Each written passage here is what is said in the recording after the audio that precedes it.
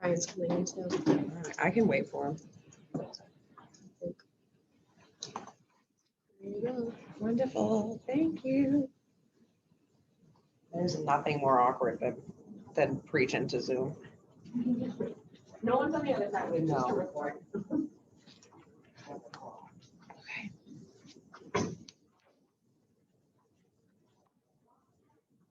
I'd be.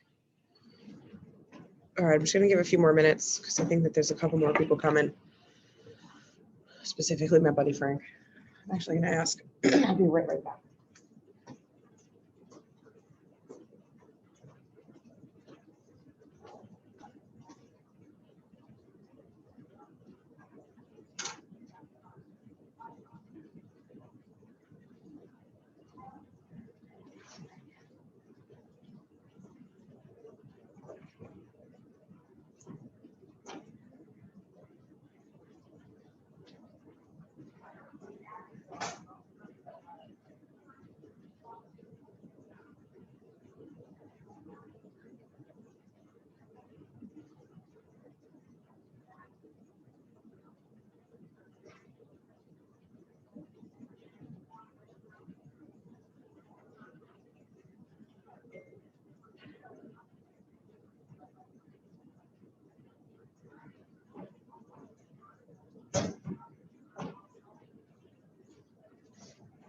How's it going? Have you started doing any business yet? Not yet, just trying to reach out to everybody I know and see if they know. But I have one person who, in like 8 months, she's looking to buy, so I'm gonna set her up on like MLS.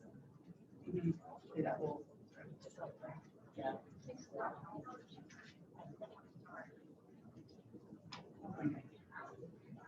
Got it first. Commission check for like 9 months. Yeah. Yeah, I think that's how I'll be.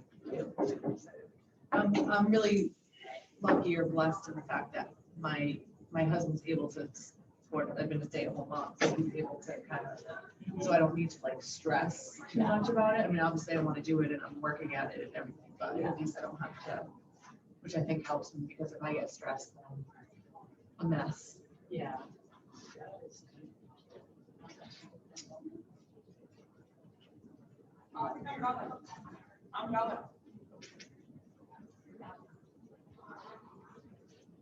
Sorry, ladies. Just gonna give a couple minutes for. There's one other person. Stragglers. I know. Stuck in rain.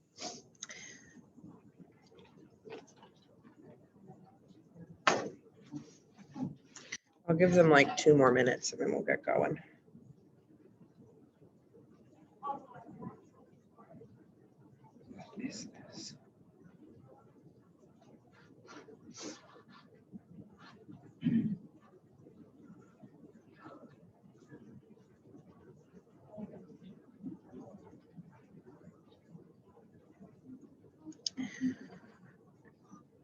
So how long have you been in real estate? 9 months. Oh, nice.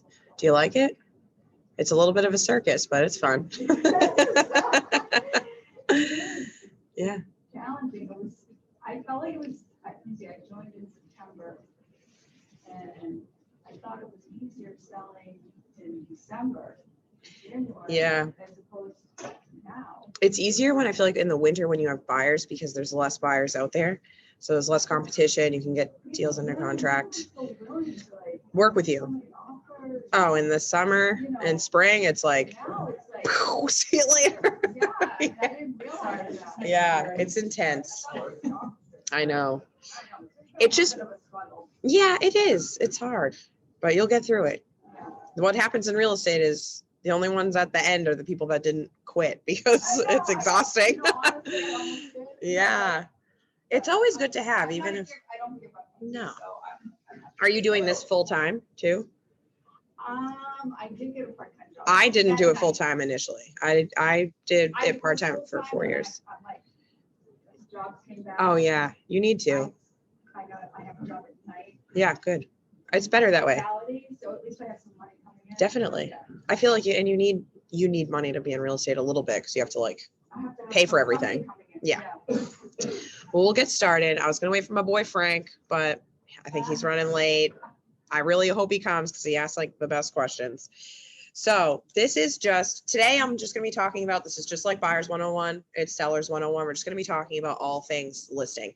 It's gonna be a little bit lighter because on the seller side, why you like listings is you can do a lot more because it's really less involvement on your end on the transactional side of financing and stuff like that.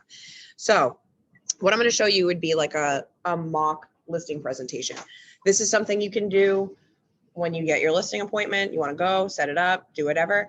I like to read the client because sometimes, you know, people aren't big on technology. So in that instance, I may not rely on this, but I feel like this is just a nice way to show your value. A lot of times, any objection that you're getting at a listing appointment, especially if you're shopping around for sale by owners, is going to be like, well, why do you charge me this much? And you want to be able to represent, you know, your value. And when you're initially getting into this, it can be hard because you don't really understand the process end to end and exactly what you're handling. So I'm here to kind of just tell you, you're going to be handling quite a bit. You're going to earn your money. So this is an example. Again, today, so I'm actually working on a comp for this property. This is a property that I have a listing appointment at. I have a relationship with an attorney and this is his client. It's not the best situation. She's in a foreclosure. She would have been foreclosed on if it wasn't for COVID. So we're just going to go through this. This is what I'm going to be presenting to her later this week. And I haven't run any numbers. I'm going to run them with you guys because the market analysis too, like you've been in it for a while, it can get a little nerve wracking because the price matters. And we'll talk later in the week about how you really don't get to introduce a property to the market more than one time. The first time really has to be, you have to be on your A game because they take a hit in price if you screw up, which is not fun. And I've been there. So this is where I would kind of show a layout of their home. This is the address. I'll explain to them, you know, 3 bedrooms. And I like to keep these as notes for myself because, you know, if you have a 3-bedroom home, and one of the bedrooms is a master suite, that makes a difference. It's going to make a difference in value. It's going to be, you know, obviously more appealing to buyers. It says 3 bathrooms, not 3 full bathrooms, 2 full. On the second floor, they have a half bathroom on the main floor. I'll also show the square footage. All square footage is above the grade. The basement is unfinished, has height for potential remodel. That's just something I would, you know, mention to a potential buyer if I was at an open house. It's important to recognize too, if you have, I was waiting for you. I was waiting for you. I'm happy to have you here. Good. I'm happy to have you here. So this, I like to note here that it's above the grade because when you're doing a market analysis, and if you, I'm always thinking of the appraiser because that's going to be who I have to be in line with. I have to be in line with the appraiser unless I get a buyer that has a bunch of cash that will make up the difference, which in this market is normal, but it's really not. It's not something you want to get used to because I don't know how long that will last. If it's above the grade, it's valued higher than if it's below the grade. So if you have a split level home and half the home is below the grade, and then you go and give your market analysis and they say, you know, well, my neighbor has a colonial down the street, has the same size as me and mine's much nicer. Why their house, why are they getting this and my house is valued less? You want to be able to explain to them, well, half your house is in the basement. And a colonial is a much more sought after home. It's a better style of home because everything is above the grade. So these are just things, notes that you kind of just want to keep in mind because again, with the objection handling, these are the kind of questions that you're going to be getting. Very rarely are you going to give them a number that they're going to be like, oh, great. Usually they think that their house is worth much more. And you have to be the person to let them know, hey, it's beautiful, but it's just not quite there. So this is where I didn't start doing this until later in my real estate career. And I wish I did it sooner. This is something, again, that for anyone that hasn't taken a class with me, my parents have been in real estate for like 25 years. They work over at Lair and they taught me a lot. This is something that I pulled directly from them and I've used it ever since. So I have to give them some credit for it. So this is just me breaking down what I do for my clients. We can run through it bullet point by bullet point. This is something that would be specifically valuable if you're working with someone who's like, you're pulling from a for sale by owner, usually like an older couple that like back in the day, there was really not the type of agencies that we have now. And if they're selling their house for the first time in 40 years, they may in this market decide, oh, well, why would I have you? I could just do it myself, save myself some commission. But it's really a lot more than that. as you know, if you put a for sale by owner in Zillow, the only people that are calling that is real estate agents to try and pick it up. So that's something that you could also let them know. But some of the services that I would provide to my clients is I give a professional evaluation of your home by use of a comparative market analysis. We're going to do that together on this property today because I haven't done it yet and I got to do it. So I figured I would share my process with you guys. It's the same process across the board. I'll have an aggressive marketing strategy via social media, Zillow, Realtor.com, Redfin, and all real estate IDX websites. Here, I also like to mention that I promote them. That's money that you're using. I promote all of my things on Facebook. I don't need to let them know that part of that is to get some leads, but it is also to kind of push their page out there. I also share it to all of now that there's on Facebook Marketplace, all of like the yard sale sites. I do all that. Now there's coming soon pages. I'll do all of that for them. I also have a well-prepared marketing packet for prospective buyers. So when I have an open house, I like to put like a whole packet together. In New Hampshire, it's easier to have like a really nice, lots of information pack. In Mass, not everyone wants to fill out a seller disclosure because they don't have to. So what would you include? I would probably include like full photos because sometimes if you're having an open house or you have a buyer come through, maybe, not everyone is there. And really it's just like presentation matters. And what's on the forefront of my mind when I have a listing is if I'm going to sell a house here, I'm going to sell another one in this neighborhood. So I want, a lot of times you get nosy neighbors coming through and I want them to see like, oh, hey, look at this beautiful presentation I've done for your neighbor. Don't you want to hire me? Kind of a thing. So, I wish I brought a copy. I had photos and I also like to use that to share on social media. It's something very easy. You can do it for your clients. And then you have like a really beautiful photo of these fanned out packets, share it on social media. Something stupid, but it gets the attention of people. Yeah. Yeah, you can do that. I just get like more creative, but you certainly don't have to.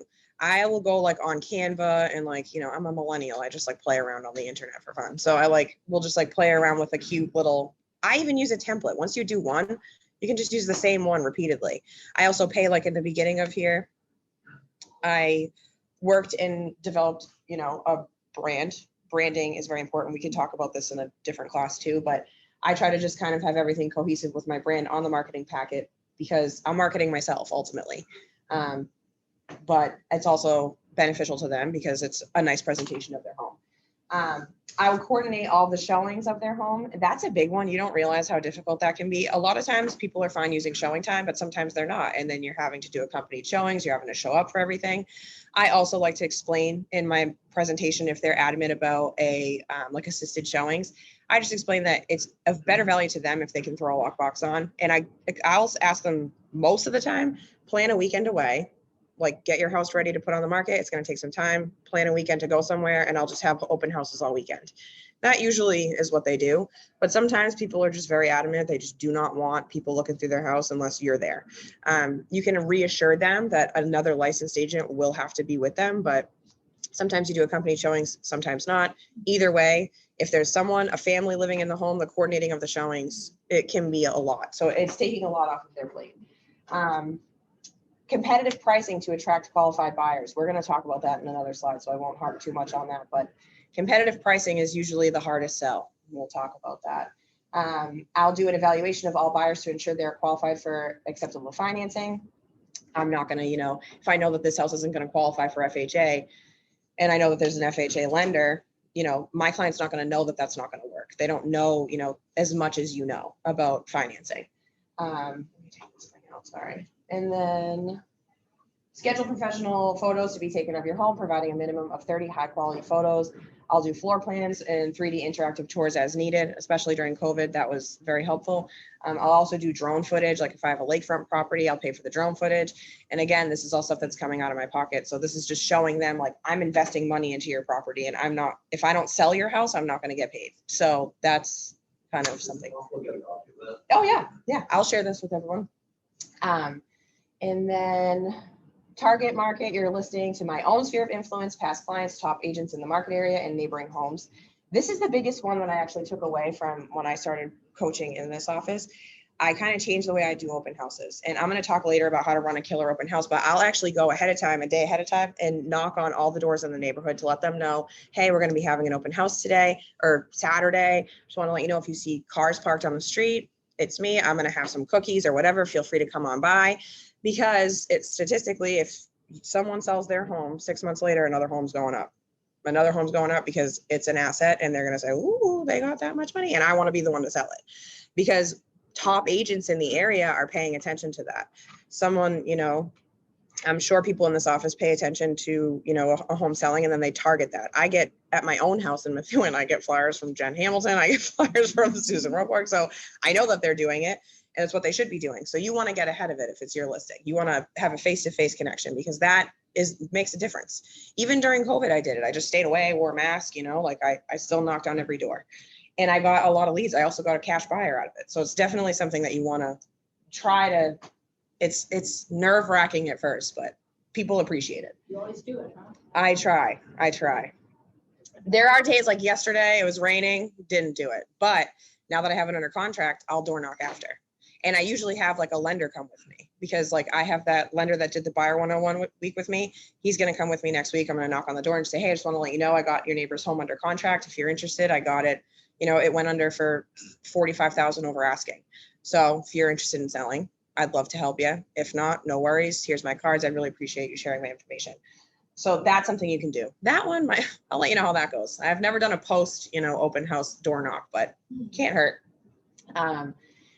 And suggestions and advice to make sure your listing is as marketable as possible.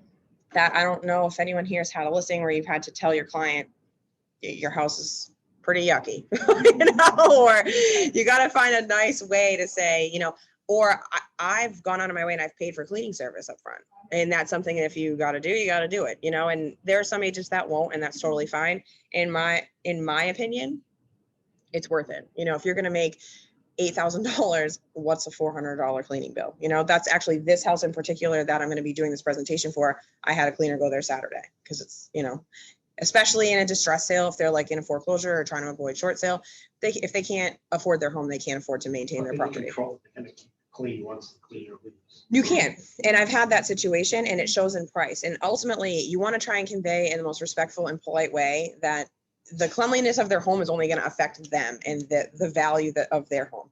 I had a property that I had a cleaner go through.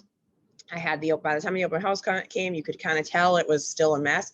And they took a $30,000 hit. And I think that we could have got my number, but there was clutter everywhere. Yeah. The place didn't stay clean, you know, and even like pets, like some people I have 2 dogs and 2 cats. Like I'm that weird person, but if I'm selling my house, they're going somewhere else. Like you're going somewhere else for now. That's also a hard conversation that you kind of want to try to tread lightly and read, you know, the situation. But that is something that is of value. Like, you know, it's in my best interest to be honest with you. And I don't want to give you this, you know, critique of your home, but if it's going to get you more money, then that's what I'm thinking of. Provide feedback from prospective buyers provided by buyer agents. Keep you apprised of the market trends as it pertains to the sale of your home. Negotiate contracts in your best interest and secure all deposits. Coordinate transaction from start to finish, including all inspections, appraisals, and closing activities, and communicate weekly to update you on developments, changes, and suggestions.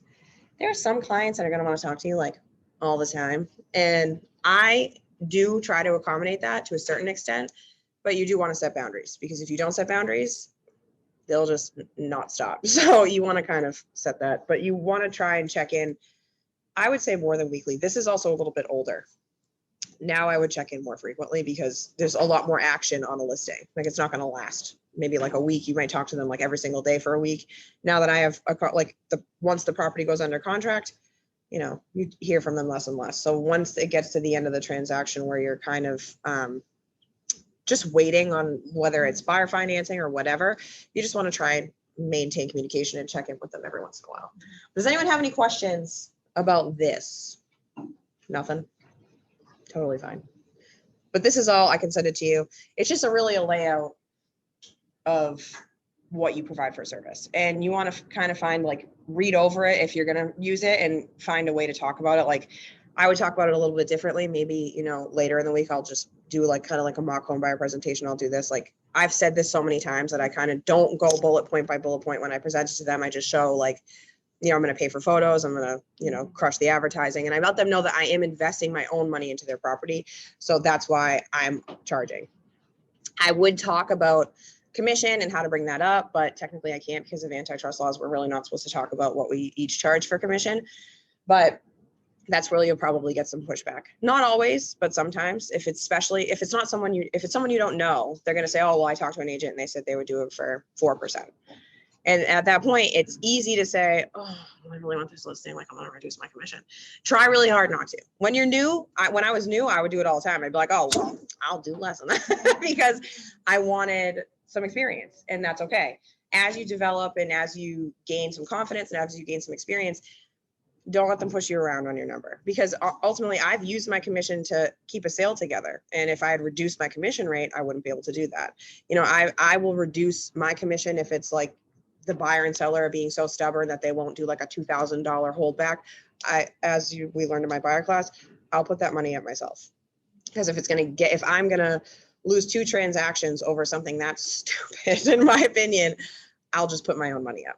I've reduced my commission so that the sellers would agree to give a credit at closing. Just this past, I was on the buyer end. The seller's agent had to reduce their commission because the appraisal came in like $35,000 under. So we each decided to take a hit on our commission. If you compromise in the initial listing appointment and you're only taking so much, it's really just not worth it at that point to reduce anything. But as you gain experience and you feel comfortable charging more, you can, you know, and I would let them know that in my listing presentation. You know, hey, it's really important to me that I get this certain amount, because if we're in a jam in this transaction and financially you can't do it, I'll adjust it as needed. And that's just something I won't guarantee it, but I'll let them know, like, if it's something I can swing, I'll do it. But if you try to get me to reduce my commission right now, I'm not going to. But. Oh yeah. Would they go with the lower? Not always, because it's really, not to sound cocky, I've gotten almost every single listing appointment I've ever gone to, because I'm always the first one on the door. That's really what matters, is the first one. Like, are they actually going to go out of their way and interview 2 more agents? Probably not. Yeah. You know, someone who's more like an engineered brain might interview a few people. And in that situation, you just want to do your best. And if it comes down to, like, you'll know in your gut, if you're like, I need experience and I want this listing, whatever, if this is going to get it for me, I've done that. And there's nothing wrong with that. I just don't ever want agents, because sometimes they can make you feel like you're not doing much. And in reality, you're doing everything and you're coordinating everything and you know this process.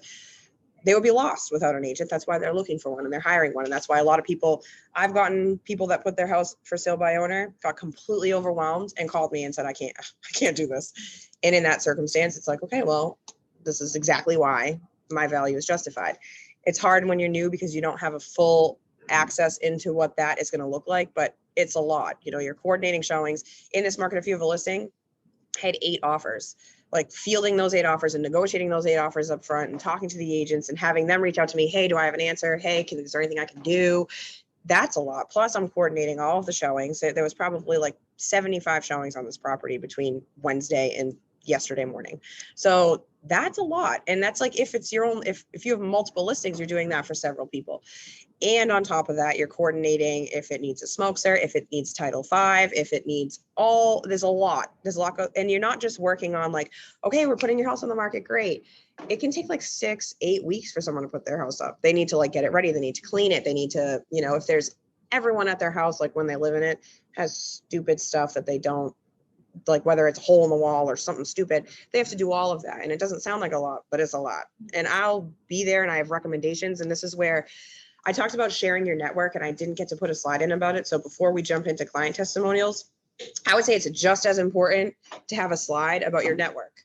Like, I reached out to on the Keller Williams Facebook page because I was looking for a cleaning person to get in. I had a cleaning person in 2 seconds. That's the way I can market myself. I can say, you know, I have access to, you know, at least 130 agents in my office. They all have network. I have a network of people. I have a cleaning person I use. I have a landscaper I can recommend. I have a plumber. I have an electrician I can recommend. You know, you need us, and it comes in handy when you have a home inspection. I've had clients say, oh, there's knob and tube wiring, and I was the seller's agent, and I had my electrician, past client, is an electrician, union electrician. He came out, didn't charge me a thing, just gave us advice, and we were able to keep the deal together. So these are all things that you want to highlight about yourself, about your network of people. Can you start your contract? on day one? Or after? It depends. Like if I know them, if it's like, you know, family, friend, like someone that's close with me, I'm not overly concerned about it. If it's like a for sale by owner, a referral of someone that I've never really met before, I want the contract up front, because if I'm going to start doing, if I'm going to do it, I'm going to do it. Like if I'm selling someone's house, I'm about it. I'm going to be talking to you every day.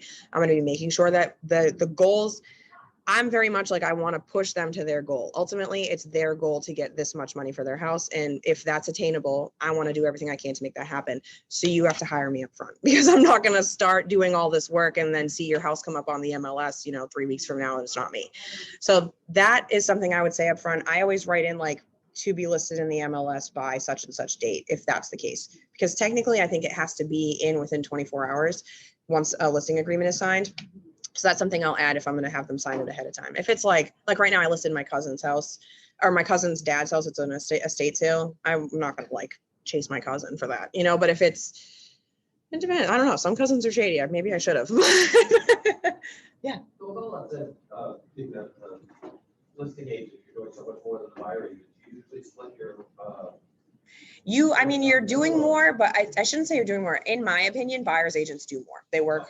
In my opinion, when I'm on the buyer side, I feel like I'm having to do a lot more. I'm having to chase a lender. I'm having to make sure my clients, you know, not spending their deposit, you know, like you're chasing a lot, but I don't have to spend money.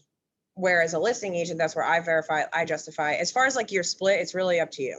You know, I recently I personally would never do this. I've recently been coming up against buyer's agents asking me if I'm splitting fair, like 50-50 commission with them.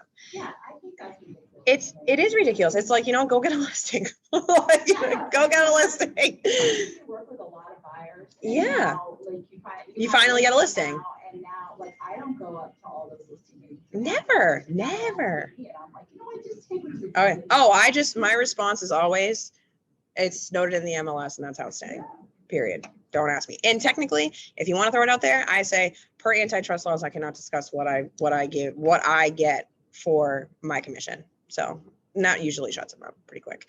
But that's something that I'm running into lately. Hopefully that stops. But as far as like the split, sometimes I do 50-50, sometimes I don't. I find that I'm younger and I'm a woman. So I think if I was a middle-aged man, I probably wouldn't get those questions.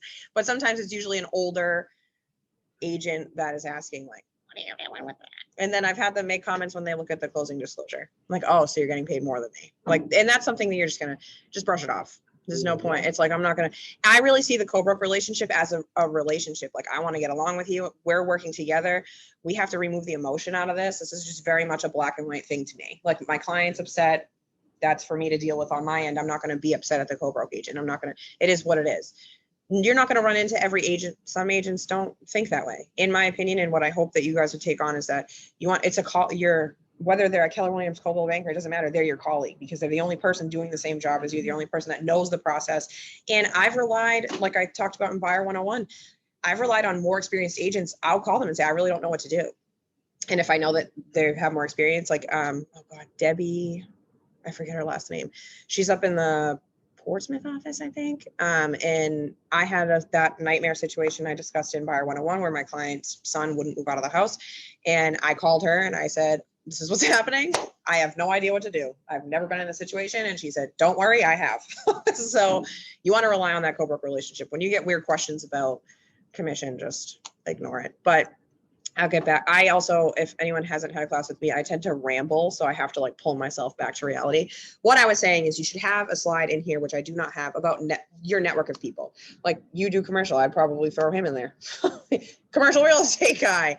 I got this because you never know, you never know what connections you're going to make. What if you sell a single family home you just happen to get a referral for and they own a bunch of commercial business? Like, you might not do commercial, but you could refer it out, So these are all things that you want to just think about. The client testimonials go far. I would even go as far as to say, like, when I present this slide, if you want their phone numbers, I'll give you their phone numbers. Because these are clients that I know will root for me. If you don't have client testimonials, don't worry about it. Just go with the network. That's another thing you could kind of is interchangeable. I would go with stress about, I have access to really experienced agents. I have an amazing leadership team that has a lot of connections. you know, X, Y, and Z. And start making those connections. As we get out of COVID, I know that, you know, Jamie plans to do it, and we've been having some more networking events, and even just networking with agents in the office, like to know that you can go to them.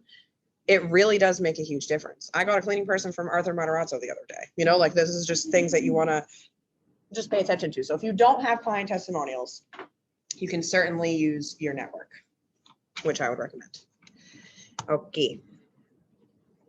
So this is where I talk about strategic pricing. This can be hard. This is where I get the most pushback. This is where I get the most objection. I really don't get a ton of objection on the commission, and it's not something I'm super uncomfortable. Just don't be uncomfortable with that. You set your price, you know where your comfortability level is, and you just go with that. The strategic pricing can be a hard sell. I really don't know why, but it is. So pricing your home 15% below market value can gain you significantly more buyers. The graph here shows list price for sale price to show the efficacy of the strategic pricing. So these are the last 4 listings that I've had, and you'll see the higher bar is what it sold at and the lower bar is what I listed it at. So for instance, I also try and keep in mind the appraisal, like I had mentioned before. If I see that a house is worth, another agent that does this, sorry, is Kristen Genetti. She's at Century 21. She's excellent at this, and it's hard to find sellers that will do this. 15% is a huge number. I have never gotten a client to go 15% under because they think if I put it 15% under, I'm not gonna, they think of it as like a car. When when you're selling other things, it's really not the same as selling real estate. So they think, oh, well, I want to put it on, you know, I want to get 700 for my house. So let's put it on for 745. That way someone will talk me down to 700. And you have to try to explain to them that is not at all how this works. If you put your house on for 735 and it's only worth 700, people aren't going to look at it. It's going to go stale. I know that you'd think it makes sense that they would try and talk you down. That's just not the market right now. That's not how this process functions. There's evidence. And when you go into, I wanted to pull it up for you, but it's on my iPad and my iPad doesn't drive with this. But if you're licensed in New Hampshire, and I can pull the sheet and I'll send it out to you guys, there's actually a strategic pricing. They have like a model and it's data that's collected from the MLS that, you know, you get, I think it's like 98% more buyers if you list it below market value. So 15%, let me pull up just to show you my calculator. So if I'm putting a house on, and I know that the value is 750.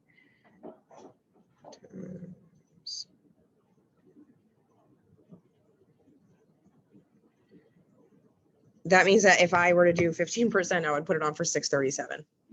But when you see those listing agents that go out there, and excuse my math, but it's a very significant number. And if you'll see the agents that put this went $140,000 over asking. This went, $200,000 over asking. Realistically, they probably strategically priced it. You're not having a bunch of people that are coming out of their pocket with an extra 6 figures to put down on the house. Doesn't really happen. They strategically priced it. They know what it's going to appraise at generally, and that's what you go with. But does anyone have any questions about strategic pricing? Get offers at that lower. And I like to tell them, if we're putting it on at significantly lower and you don't get offers, you wouldn't have got offers at a higher number. You would have had nothing, So it's like, if it's not worth 650 to a buyer, then putting it on for 750 isn't going to do you any favors. I also try to explain to them, this is another thing. I sometimes will completely forget what I'm saying in the middle of teaching these classes. I know, but I know, I'm like, wait a second, I literally was just saying something that's completely gone now. But the strategic pricing works. I do tell them too, I'm paid on a percentage basis. So if I can sell your house for significantly more money, I want to do that. What's a 15% lower? Is how much? So if I were to do 750, it would be like $120,000 difference. It's a lot. But so it's not abnormal. I usually 15% is what you're supposed to do. So I put it in here. Realistically, I'll ask them to knock like 20 off. I'll say, can you knock like 20 off? But I've seen agents that do it and get their clients to commit to the 15%, and they kill it because then they can market after, oh, I got 140,000 over asking offer. And they're like, oh, I'm going to that lady then. They don't know that they put it on less than that. Are those listings at the bottom? Yeah. On electrical order? See, leave it. I told you he asked good questions. I'm not sure. I don't think Well, so. I could. No, but this is all in the last 12 months. Okay, the reason I ask is it seems like you were right on the money with Barney. And I was looking at That's funny. I'm going to tell you a story about us one. I was looking at a report on MLS Mhm. over the weekend. Yes. And it was comparing asking price to List price. sale price. And what I found, it was pretty consistent that the sale price was typically around 7% higher. Yeah. Maybe less than that. So how does that? That's jive exactly with the, 15%? that's exactly, the 15%, like if you were to pull a sheet from the MLS, that's what their suggestion is 15%. I've seen agents successfully do it. I'm not going to stand here and say I have not. I don't, for lack of a better term, don't have the balls to ask, hey, can I list your house for $120,000 less than what I know it's worth? A lot of people aren't down with that. But when you have an agent that shows those results over and over and over and over again, so hopefully I'll get the gall up one of these days to do it. You can see the trajectory of their careers going great because they can go to all the neighbors and door knock, just like I said, and say, hey, just want to let you know, I put your neighbor's house under contract. We listed it at 650. I got an offer for 750. We're all set. Good to go. And that also eliminates part of the issue with appraisal. So if you think about it, if you're listing it at asking value, it's a beautiful home. Like right now, Heritage Lane is one that I have. I literally just put under contract last night. I put it on for 515. In my opinion, from the comps I have, it's not worth much more than 515. But I have an offer for 550 that waived appraisal. But that's not normal. This waiving appraisal and stuff is just absolutely abnormal. And hopefully it goes back to normal. But for right now, my sellers were able to kind of benefit from that. If I had an appraisal, there's no way that it's going to appraise at 550. I know it. So if I were to strategically price that at the 15% below, I probably would have gotten numbers at what the actual value was, or maybe a little bit higher, and maybe more people would have been able to waive appraisal. So basically you run against less of an issue with appraisal if you're strategically pricing it very low, because the offers will probably come in right at value. But if it's not, like, right now it's a competitive Yeah. market, but what if you're at a point where it's not? It's not. competitive, then You wouldn't do that. I mean, you could. Honestly, I've been in real estate for 7 years and I'm lucky enough to have been in the upswing. So I really don't know what I would do. And that's where it's important to take these classes, because I could be up here, 2 years from now teaching the same class. It'll be totally different information because it's really a climate thing. You want to see the market climate. Right now, this is what's working. Right now, if you go to the MLS and which we're going to do, and we'll do a market analysis. You know what? I should probably pay attention to the time, huh, Ashley? But we'll do a market analysis, and I'm pretty sure in the Mass MLS they have their strategic pricing model. So when we go over the CMA with our clients, it's right there. So it makes it easy to present. So it's not so much like I did this of my own. Again, if you're newer and you don't have listings that you've sold, these are my listings, so I like to use them to say like, oh, I've sold these homes. Here's another show of my experience. However, if you don't have that, they have the model in the MLS to show the proof, the data that the MLS collects. They'll show it. Like you do your own data research and you're seeing that things are selling about 7% higher. So they're probably strategically priced, or they're getting people to come to the table with cash after, you know what I mean? Because so Varney Road too, like you had mentioned, this was one I did not agree with the price at all. I wanted to list it for 500. He was adamant about listing it for 550.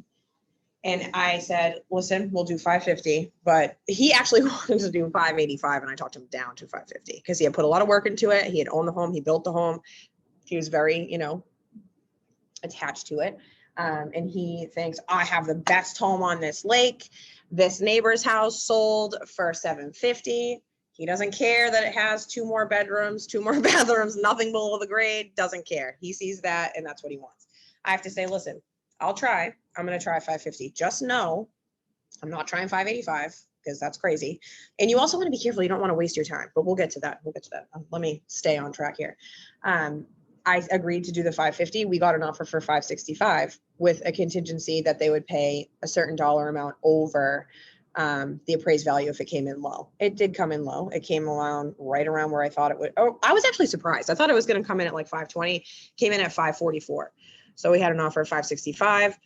We had an amazing buyer. And sometimes you're in a situation where your client is overly emotional about their home and you agree with the buyer more than them and you have to represent them. But I'm also very honest with my clients. Like I told him, when this specific scenario happened, I had said several times, and I also say this in the listing appointment that I have with them, that the appraisal is what you're getting. Like, not a lot of buyers are going to have money. I shouldn't say no. In most normal markets, buyers aren't going to have the cash to come up with the difference. So the appraisal is what matters. That's what I'm running my numbers against. When I'm running comps, I'm thinking like an appraiser, because I want to be in line with them. And that's really realistically the number that you can expect to get if we don't get a buyer that can make up the difference with some cash.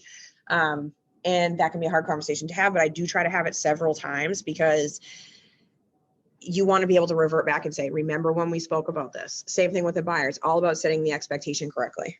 Sorry, I just want to make sure it's not my son. Okay.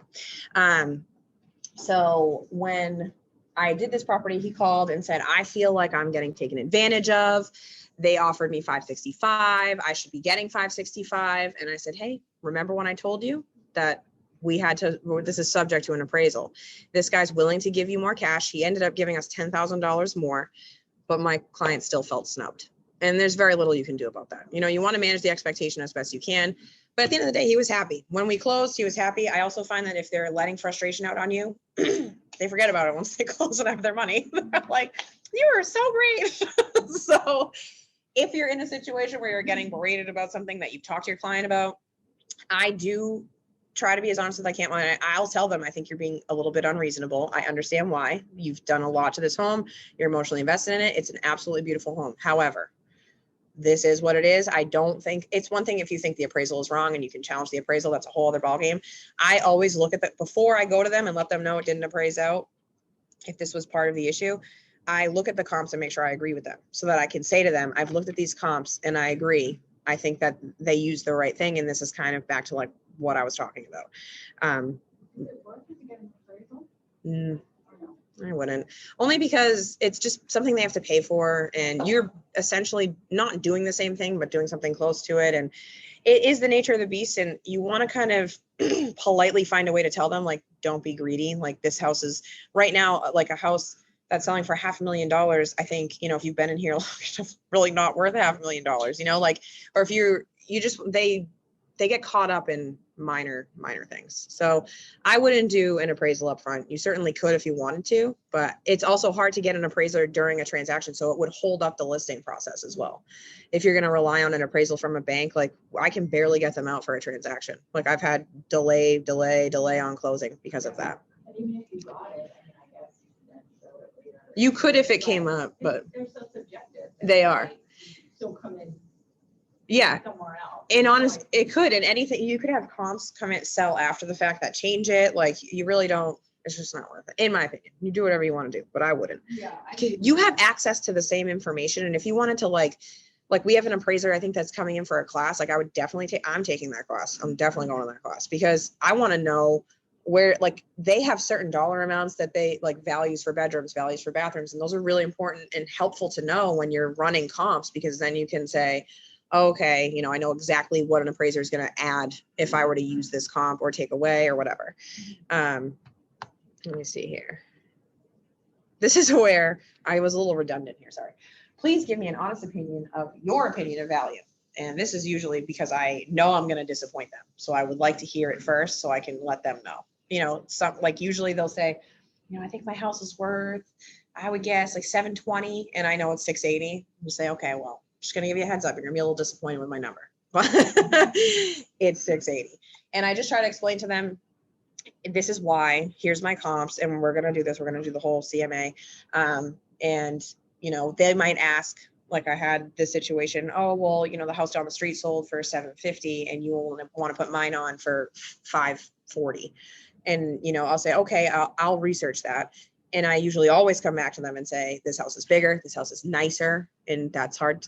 You'll get used to saying that though. Their house is nicer than yours. It's more updated.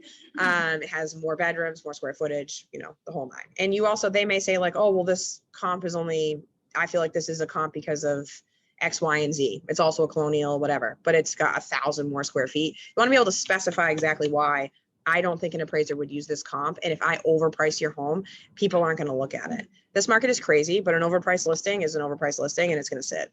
And honestly, it helps the other homes sell around them. And I try to tell them that, because if you're in a home with, usually if you're in a neighborhood, all the homes are kind of similar.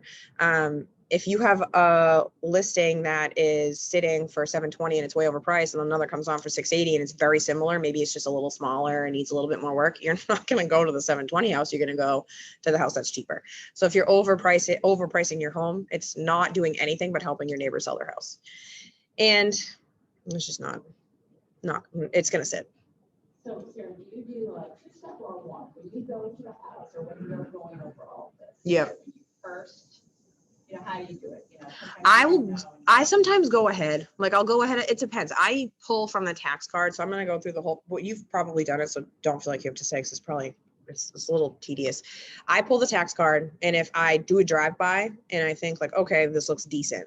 Generally, just I've been in so many houses that if they're maintaining their yard, if it's nice, I can assume that the home's probably decent, and I'll go to my listing appointment. If I go to my listing appointment and I've never seen the interior before and it's a, can I swear? This is a shit show. I'm going to go in. I'm going to go in and I'm going to make a mental note. It's hard to do, but you got to do it. And just say, hey, the number that I have is a little bit higher because I came in here and I'm seeing X, Y, and Z. If you want this number, we can so do that. However, you're going to have to do X, Y, and Z to get it to this point, and then we can put it back. We'll just come back in a few weeks and do this over again. And I've had that happen. But you want to be careful, because when I was newer, one of the first listings, this is the only listing I've ever lost. It was in Pelham. This was a really nice home. And he told me, I think my house is worth $500,000. And I subconsciously, I think, kept that in the back of my head when I was running comps, because I didn't want to disappoint him. And it was way overpriced. You also want to have a hard conversation up front of like, I know I just got off topic, but I'm going to get back to it. This is what I mean. I go all over the place. You want to let them know, like, if I put your house on the market for this dollar amount and it's not moving, I know the level of interest I should be getting in this market. And if I'm not seeing that, I'm going to want to do a reduction within the first 7 days. So I want to say that ahead of time, because I made the mistake of doing that with that listing in Pelham. I overpriced it. And within the first week I said, hey, I think it's time to do a reduction. He said, it's only been a week. And I said, well, I'm not getting, it's crickets over here, buddy. Like, we're not getting any interest. We got to do a reduction. And he said, no, let's wait a month. You wait a month, it's stale. You know, it's not going anywhere. They think the seller's unreasonable, it's not interested. And this is another, goes back to, you never want to have the nicest house in the neighborhood. When's the best day to do it? I try to do them on like Thursdays, because then anyone that's coming through on the weekends gives them some time. Right now, I don't think there's a bad time for a seller at any point. You can throw a listing on, do a Twilight open house on a Tuesday, and it's gonna go under contract. But in a normal time, I would think like same time that you would introduce, like I like to introduce a house to the market like a Wednesday, Thursday, at latest Friday, and maybe hold showings, maybe not. I don't always hold showings because I like to have an offer when I get to the open house. So I can say, hey, we already have an offer, you know, or an incoming offer. So I'll show it ahead of time to, you know, if the agent reaches out to me and I'm comfortable with the lender and I think it's like a solid buyer, I'll send them through, and it gives me feedback ahead of time. So I know that the big thing to do is hold all showings, but I have feedback before the open house if I let people in early, and I may potentially have an offer that I can use to leverage against the other buyers, as mean as that sounds. It is what it is. But going back to, I usually do a two-step. I like to see it first. I'm also just very anal by nature. I'm like, I want to see it. I want to make sure I get it right the first time, but it's not always possible, you know, not like for right now, this specific instance, the CMA that we're going to be doing, I went and saw it because it's a distress sale. So that's obviously going to make a huge difference. I also use RPR a lot. So if I see a home come on, or someone's asking me their opinion of value and I want to do a real quick thing, I'll do the RPR. I'm really sorry. I just want to make sure it's not my kid. Oh, I want to do like an RPR report. It'll give me a general ballpark. And then if I feel like the condition of the home is like, I'll go ahead of time and then say, okay, I'm going to come back. Let's set up a time to come back. I try to do it like within like a day or two. If I were to come on like depending on their schedule, if I were to go on a Thursday to just go see the home, I'd want to be back by like Friday or Saturday to do the listing appointment, because I don't want them to, you know, sit too long. But I hope that answers your question. Sometimes it's really hit or miss. Sometimes I go twice. It also depends on how well I know the client. Like if I know them and they're my friend and they know how I am, I'll go. And if I get there and it's a nightmare, I'm going to be like, buddy, no, we're not going to get this number if you don't do this. it's harder to have that conversation if if they're like a referral from a friend or something. You really obviously want to be a little bit more polished. I'm very down to earth. As you can see, I'm just like, what you see is what you get. And I'm very much like that with my clients. But when I first meet them, I try not to scare them away. But so this is where we would do the comparable market analysis. I'm probably just going to go through this whole slide. I don't have a lot of slides, and then we'll do the market analysis together because that takes some time. So this is really where, and you'll see the market analysis once we're done with it. You'll have like a PDF. I print the PDF and I bring it. I like to just give them a copy. If you're like my dad like binds it in a book. It makes it very nice. Whatever your presentation style is, it is. I don't think a binder is a bad idea. Definitely, you show up prepared, they're going to be happy about it. But I like to give them a hard copy of that because I like to just go through it with them. Like, hey, here's the comps I used. Here's why I didn't use your neighbor's house you told me about. Here's why, this is why the value is a little bit lower than you thought. Sometimes you get a couple that are surprised, like, oh, I didn't know it'd be that much. There's some people that are like super critical about their home. That's always great. That's what you want because they're like, yeah, okay, how awesome this is. But this is where you would go through kind of the meat of where you're getting your number. And you want to show like, this is what I think an appraiser would use. And that's what I have to keep in mind. So that's where you would go with that. And this is where you get a lot of questions, bumps in the road. So the what ifs, what if we don't get offers? What if we get lowball offers? Bumps in the road, I like to just talk about like maybe what could happen if I'm looking in their home and I'm seeing, there's water in the basement or whatever, I want to have those conversations up front. This is where this is my hard conversation slide. What if we don't get offers? It's overpriced, period. Or the condition is poor, which usually goes back to it's overpriced because we haven't taken the condition into account when we listed it. I like to also let them know, what was it? Either way, it'll come back to me. If we don't get offers, it's more than likely overpriced or the condition is poor or whatever, and we have to do a reduction as soon as possible. This is where I would have that conversation. Bumps in the road, like home inspection issues. I sold 16 Lenox Street, and I knew ahead of time that in this market, which is nice, you can do this. I knew ahead of time I was going to need a new roof. I knew that there was mold issues. I knew that there was this was also part of the Lawrence gas thing. So it was like we had a new heat system, but we also had a million things wrong with the property. I'm going to have those conversations with them when I get there. If I see that there's cupping and curling on the roof, I'm going to say, hey, these are some bumps on the road that we could hit. Or, an appraisal issue. This is also where I like to talk about, we have to keep in mind that even if you do get an offer that's astronomically over asking, there's no guarantee that that's the number you're going to get. Oh, that's what I was going to say, and I got lost. If you, it's gone again. Here I am. Hi guys, I'm okay. But basically, this is my hard slide. Title issues is another one that comes up, and I really hope that as new agents, you don't ever come across that until you got a few under your belt because they're awful.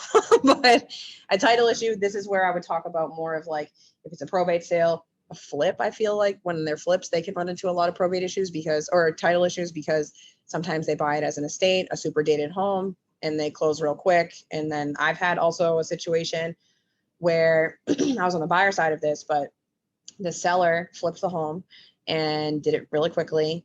And it ended up being that there was a bunch of open probate situations and he didn't pay for title insurance because he bought the place cash. That becomes a nightmare because title issues, you pay an attorney. If you pay for title insurance, then the person that issued the title and cleared the title is agreeing, okay, you've paid me this insurance, so I'm going to take care of any title issue that arises.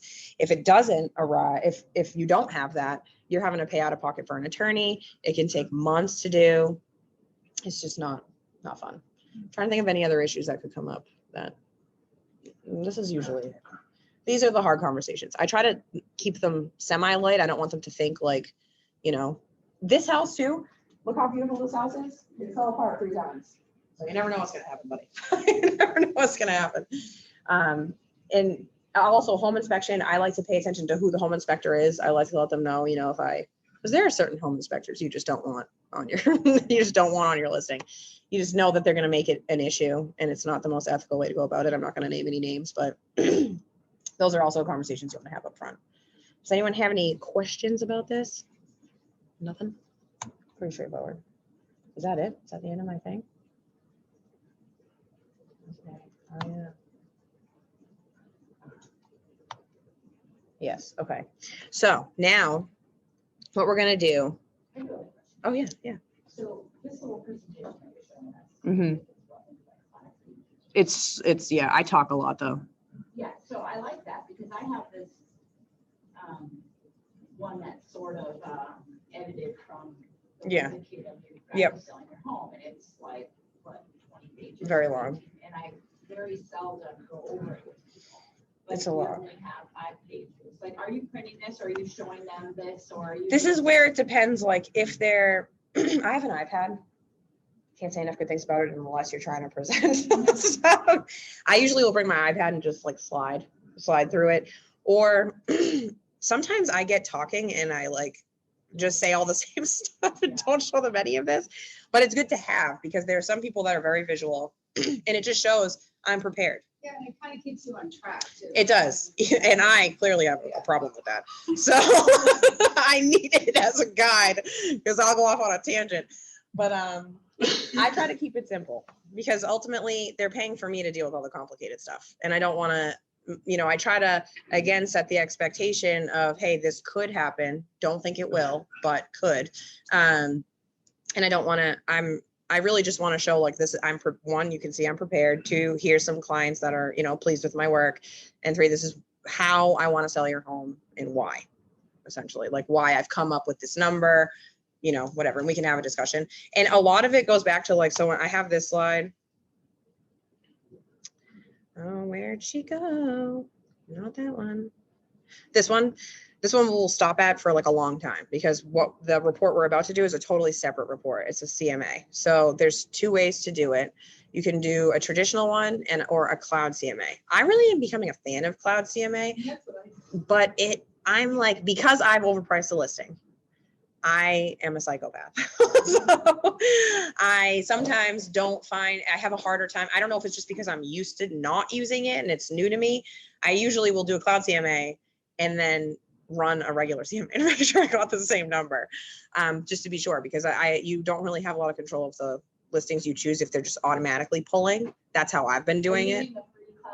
Yes. Yeah, I do too. I started using that. It's pretty cool. It was cool. I like the pictures and there's a lot of good It's- things about it. It's kludgy. I don't know if that's because it's the free version. Yeah, could be. I always like to also get a second opinion on my I number. never use their pricing though that they come up with. Yeah. I never, because it's always wrong. And That's it's what I'm always finding a too. higher price. And I don't want it to be higher. And I do tell people that when I'm very upfront with my clients, I'll just say, I'm more conservative with my numbers. I Yeah, say that just straight say out, completely straight out, out. Like the net Yeah. price or the projected price, I remove it completely. Yeah. I know. That's a hard one too, because sometimes I find if I haven't seen the home, more often than not, because I'm more conservative with my numbers, the number's usually higher, not lower. Yeah. So if I walk in and I'm like, oh, wow, this is like a dope house, I should increase this. Sometimes I have to like scale over the page where I've written 500,000 and now it's really like 550. I'm like, oh, just forget that. Just don't look at that. So sometimes I leave it blank. Yeah. And I remove a lot of pages because there's a lot of stuff in Yeah. there. And I'm really just trying to use that. Like I am trying to use it so I can show them this is how I came up with your number. I don't want you to think I just pulled it out of thin air. And there are agents that do that. There are agents that roll up to a property and think I think it's worth this much. And they tailor their market analysis to that. I don't ever recommend doing that, only because I've done it and it didn't work out very well. I lost the listing. So you want to make sure that that's another reason why I like to run numbers ahead of time on whether it's like RPR or something, just to get like a ballpark on price. RPR, oh, it's an app. I actually have to update my information at the board. So it's more accurate than. It's not accurate. It's just like I wish I could plug my phone into here. Let me see if I can pull it up. Yeah.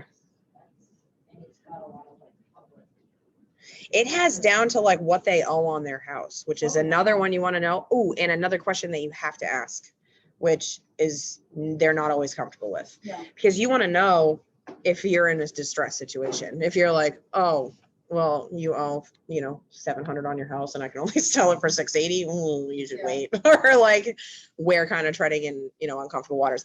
And there are some people that are in that situation, unfortunately. And especially where you know, we don't know what's happening with this inflation, but the people that are buying at the peak of this market with minimal down payment are going to be running into that when they go to sell their house in a few years. If they're in a situation where whether they lost their job or unfortunately lost a spouse or just can't keep their house anymore, you're going to be running it up against that. So you want to, and they're not always happy to hear you say, how much do you owe on your house? I'm really sorry. So that's a question that you should definitely add to that I missed out on here is that they're usually sometimes will say, sometimes they'll give me the number and then other times they'll say, no, it's fine. It's not a distress sale and they won't, because I just say, I have to ask because I want to know how much you owe to make sure that it's actually worth selling to you, because they have to pay for commission too for you and the buyer side, you know, so just want to be careful of that. All right. There was a question on this slide that I really had. It keeps disappearing, but it's okay. I have ADD, as you guys can tell. All right, let me see. Okay. So if you want, I can go back to home so you know how I got here. Oh.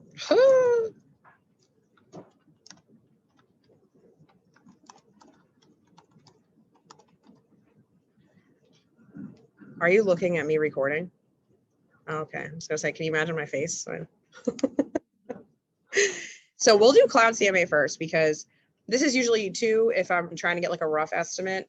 And this is, again, this is very redundant. Don't feel like you have to do it twice. I'm just, again, very anal. So if you go to Cloud CMA here, it's a nice, easy way to kind of pull numbers when it loads. Okay. So I'll create a new report, create a CMA. And I know that they've done classes in here on Cloud CMA that are probably way better than this. So if they ever do a straight, and I would be interested in maybe doing a straight CMA class where even if you brought your own computer and we could just do like mock homes, because I think that you don't really get in the swing of doing a market analysis until you do it a bunch of times. You're never really 100% comfortable until it goes on and you get offers, in my opinion. You're never like, yeah, slam dunk, definitely. And that's why I'll run this report and I'll be sure. And I'm lucky enough to where my sister-in-law, who's, you know, I'm very, very close with, and my brother are both realtors. I usually ask them for an opinion. But if I didn't have them, I'd have no problem asking Jamie. I'd have no problem asking one of the agents in here. Anyone can ask me, you know, just don't be afraid to utilize the other agents in this office because we're lucky. Our office is very, you know, I've never run into an issue where no one would help me. So if you have a question about it, ask. I've even had them like, do you want to come by? Like, can you drive by and walk around in it? Because I just want to make sure, because you really do not want to overprice a listing, like ever. It's really not the way to go. Oh, Carrie L. This is also a part of the process that we're going to do here. Oh no, I think I stopped recording. Help. Oh no, did I do it? Okay, cool. Okay. So this house is for Carrie L. The property address is 6 Tololian Drive in Hudson, New Hampshire. And it pulls up here. What's nice about the Cloud CMA is that it pulls all this information in for you, the bedrooms, bathroom, square footage. Sometimes this is like where it would be like a pleasant surprise. The square footage sometimes is less on the tax card, especially in New Hampshire, because if they've done any work, they're not going to report that and have their taxes increased. So you can get there and be like, oh, well, it's actually like 2,000 square feet. And usually if it's like a significant difference, I'll say, I'm going to have to get back to you with a number, but here's my services. You know, I'll run a rough estimate. If I know them, I'll just do it right at the kitchen table. Just like, oh, I'm just going to run some comps really quick. But if I don't know them, I'm going to say the number is definitely going to be higher than the number I'm presenting. I'm going to go home and I'll call you, you know, as soon as I get home and run more numbers. Don't leave, you know, you're in there, get in there, because they usually go with the first agent they're in front of. So definitely stay there. If I weren't to do this, what I would have to do is go to the Hudson, New Hampshire tax assessor. I would go here. Patriot Properties is the one here. And this is stuff that like you'll probably fumble around with. Some cities use I think it's called GIS. Some cities use Patriot Properties in both states. Yeah, Vision. Yeah, it's some weird one. So I have to. Yeah, I pull the tax. This is the public record. This is the tax Yeah. card. Yeah. So, oh, huh, carry W, not L. Okay. So this is, I always go to the principal card record. This is like a breakdown. That's where I got the picture of the house. This is just a breakdown of the home. I'm pretty sure it has more than 1,500 square feet. So this is one that's going to be different, but it has 1.2 acres. This is where you'd find all that information. So I'm going to go back. It's filled in here, but if we were to do the traditional, like over, if we were to do this one, they won't automatically pull that information. It's something that you'll have to input and you'll pull it from this tax card. So here's this one. Let's see. The subtype, it's a single family, is there, yeah, single family residence. Lot size, year built. Year built is another big one when you're running comps, because sometimes if there's new construction in the neighborhood or if there's a house that's 20 years newer, they'll ask you, you know, why didn't you use this home as a comp? And maybe it is a decent comp, but it's, you know, your house is significantly older. You know, it's just not, an appraiser might not use it. This one has a 2-car garage, or no, 1-car garage. I think that's not it. And then quick and dirty. This is the one I do. Automatically find listings near the subject property. Get at least 10 listings. Going back a year, I mean, I feel like you in this have to go back a year because they won't be able to pull enough listings. But a year, 2020, the prices have really gone all over the place. So this is where I'm not crazy about this one, where it's like not always the most accurate. So that's why I followed up with another CMA. But we'll do a year for now. What else is the more? You can, but I feel like if I do, we can try either way, because that's the nice thing about this. We can do 6 months. Sometimes I just feel like there's not enough comps. But then again, I usually only use like 4. Like I'm not trying to go bananas over here. Like we don't need like a million listings. If you find some that are generally falling in the same price and it's a good comp and you only have 3 of them, then that's fine. You know, you're working with exactly what the appraiser's working with. I'm very wary about going out of the town or out of the city. Should the appraiser, I'll take a look, but I'm probably not going to include it in my formal market analysis. It's just going to like reassure me that my number is good. If the appraiser can do that. The appraiser can decide to, you know, pull like comps in Methuen if they're in Lawrence, or Lawrence and Methuen, whatever. I don't like to do that.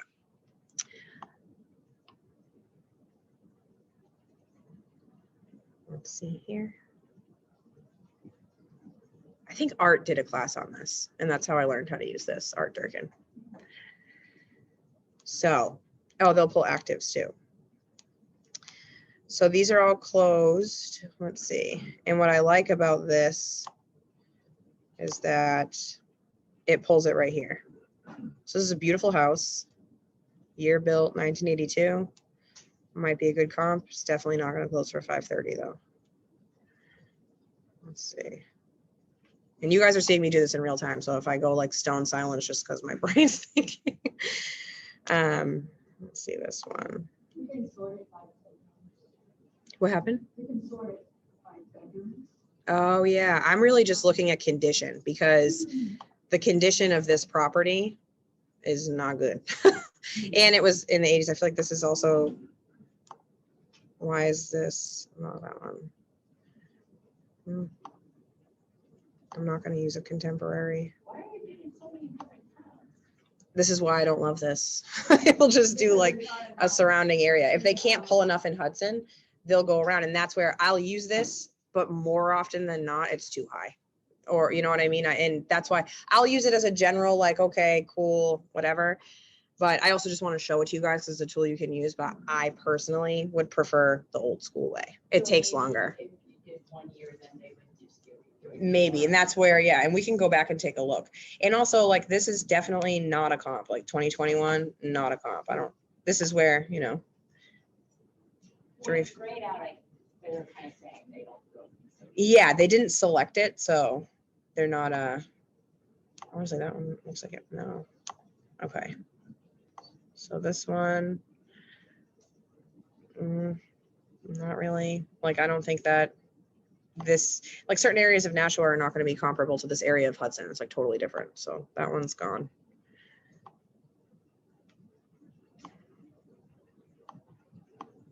This is a good one. This is a good one. We'll keep that. What's this guy? Oh, nobody. Way too nice. Way too nice. Nope. Let's see. I also am not crazy. I mean, I know that you can and should use active listings. I don't like to have a lot of active listings because the likelihood of them closing at that price is just not, sorry. Just not realistic. So we'll use these for now. This one, another one, we'll use it. 20. I'm just looking at the year built. That's what I'm paying attention to. This is not a good kind of pulling that one out. So now we'll go to customize report. And here is where this one is super cool. The report's cool. I wish that the numbers were better. And this is where also, if you're doing this, because I like the report a little bit better, you can pull comps right from the MLS and then enter them in here, which is usually what I will do if I want to use this. I wonder if there's a way to view this ahead of time. I know there is. So with everything in here, intelligent pricing and timing, that's what I'm looking for. They have a ton that you can do, and you can pay for some. Like you can pay for the Tom Ferry ones. I think the Power Pack pages, some are like included, some are not. I think I do pay for this.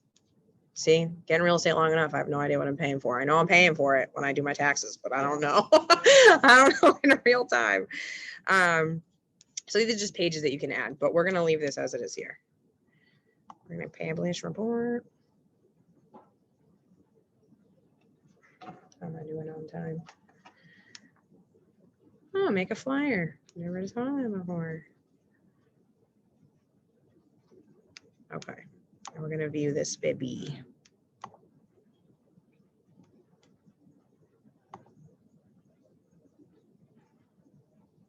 Okay, so here is the market analysis. I put the wrong initials, just ignore that. This is what is a CMA. I include this. I don't read from it. I just say, this is a CMA. I'm pulling all comps in the area that were built around the same time, same number of bedrooms, bathroom, square footage. And that's essentially what it's saying. It's just like very long. And I leave this report with them. So if they want to read it after, they can. But this is something that I quickly go over. This is a map of where the comps are in comparison to where the home is. Like, see, these are in Wyndham, probably not, probably shouldn't use these, but this is why it's important to kind of go through this way ahead of time. Don't be like doing it while you're on your way out. And this is a list, a breakdown of each with the subject property. Not too bad, buddy. I feel like we didn't do too bad. All right. So the average sale price is $458. I'm not going to list it at $458. This is another thing where you have to keep in mind, I know that these comps are significantly better condition than my listing. So while, yeah, this number is probably going to be high, I'm going to have to go in there and say, this is the number. However, this home needs a lot of work. So we're going to have to reduce it. Say, like, I'll even break it down. Like if it's something like a roof, I'll get like an estimate for a roof and just say, okay, say we're going to do like 15 grand knock off of the roof. And then there's water damage in the basement. We're going to have someone come through for that. That's going to be probably another 5 grand. Then I'm knocking it off the price. So that's why that's for me to justify, like, hey, okay, this is saying that we could sell your house for 420, but that house doesn't need a new roof. That house doesn't need this. That house doesn't need that. So this is where you'll get a lot of questions. This is what they're going to be paying attention to the most, in my experience, when they're looking at this. When you're giving them the market analysis and the presentation, and you pull this out, they're aggressively looking at the houses that you're comparing, and sometimes they're not happy about it, and that's okay. Yeah. So let's see the next comp, and it has a lot of pictures, which is nice. Let me see this comp. It's 440. What is this? And this has a private beach, so like you can just knock 20 G's right off that. Let's see, this is another comp.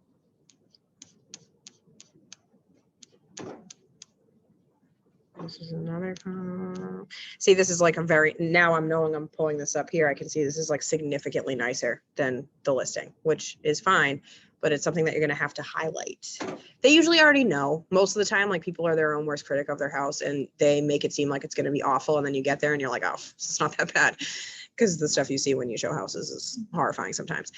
But with this, I try to just say, like, do you see how this kitchen's updated and it's at a higher value? We have to knock some of that down because your kitchen is from 1950. So I won't say it like that. I'll say it much nicer than that. But 488, not a good comp. Also, generally, if it's like at 2,000 square feet or just under 2,000 square feet, I won't use comps that are over 2,000 square feet. An appraiser may decide to and then adjust for that, but I'm not gonna. Because it really is a difference in my opinion. Once you hit over 2,000 square feet, it's just different ballgame. I'm sorry if I'm moving very, very slow. Just looking at this for the first time. Let's see. Like this is another one I'll definitely take out. You have to go back to the other page, you'll take that out. Yeah, that's why I like the other one better. I'm like the old school one, personally. A lot of the times, maybe it's just me, they talk about price per square feet. It's like, I don't, whatever, it doesn't matter. You know, your average price per square foot in your neighborhood is, it's really subject to the house. Like if your neighborhood, if you're the only split level in a neighborhood full of colonials, the price per square foot is not going to matter because your price per square foot for almost half your house is below the grade, which is going to be valued at half. I also had an appraisal come in low last week because the half bath was not counted as much as the seller assumed it would because it was in the basement. So you run into all kinds of weird stuff like that. So some homes sold for an average of 104.1% of their list price, 14 days on market. This is not normal. Closing.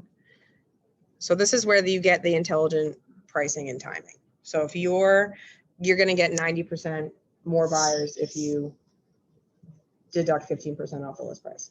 This is the one that I like to go back to within that, or if you don't aren't comfortable, like I had that slide up there that had my listings. This is what you can refer to if you don't have listings yet.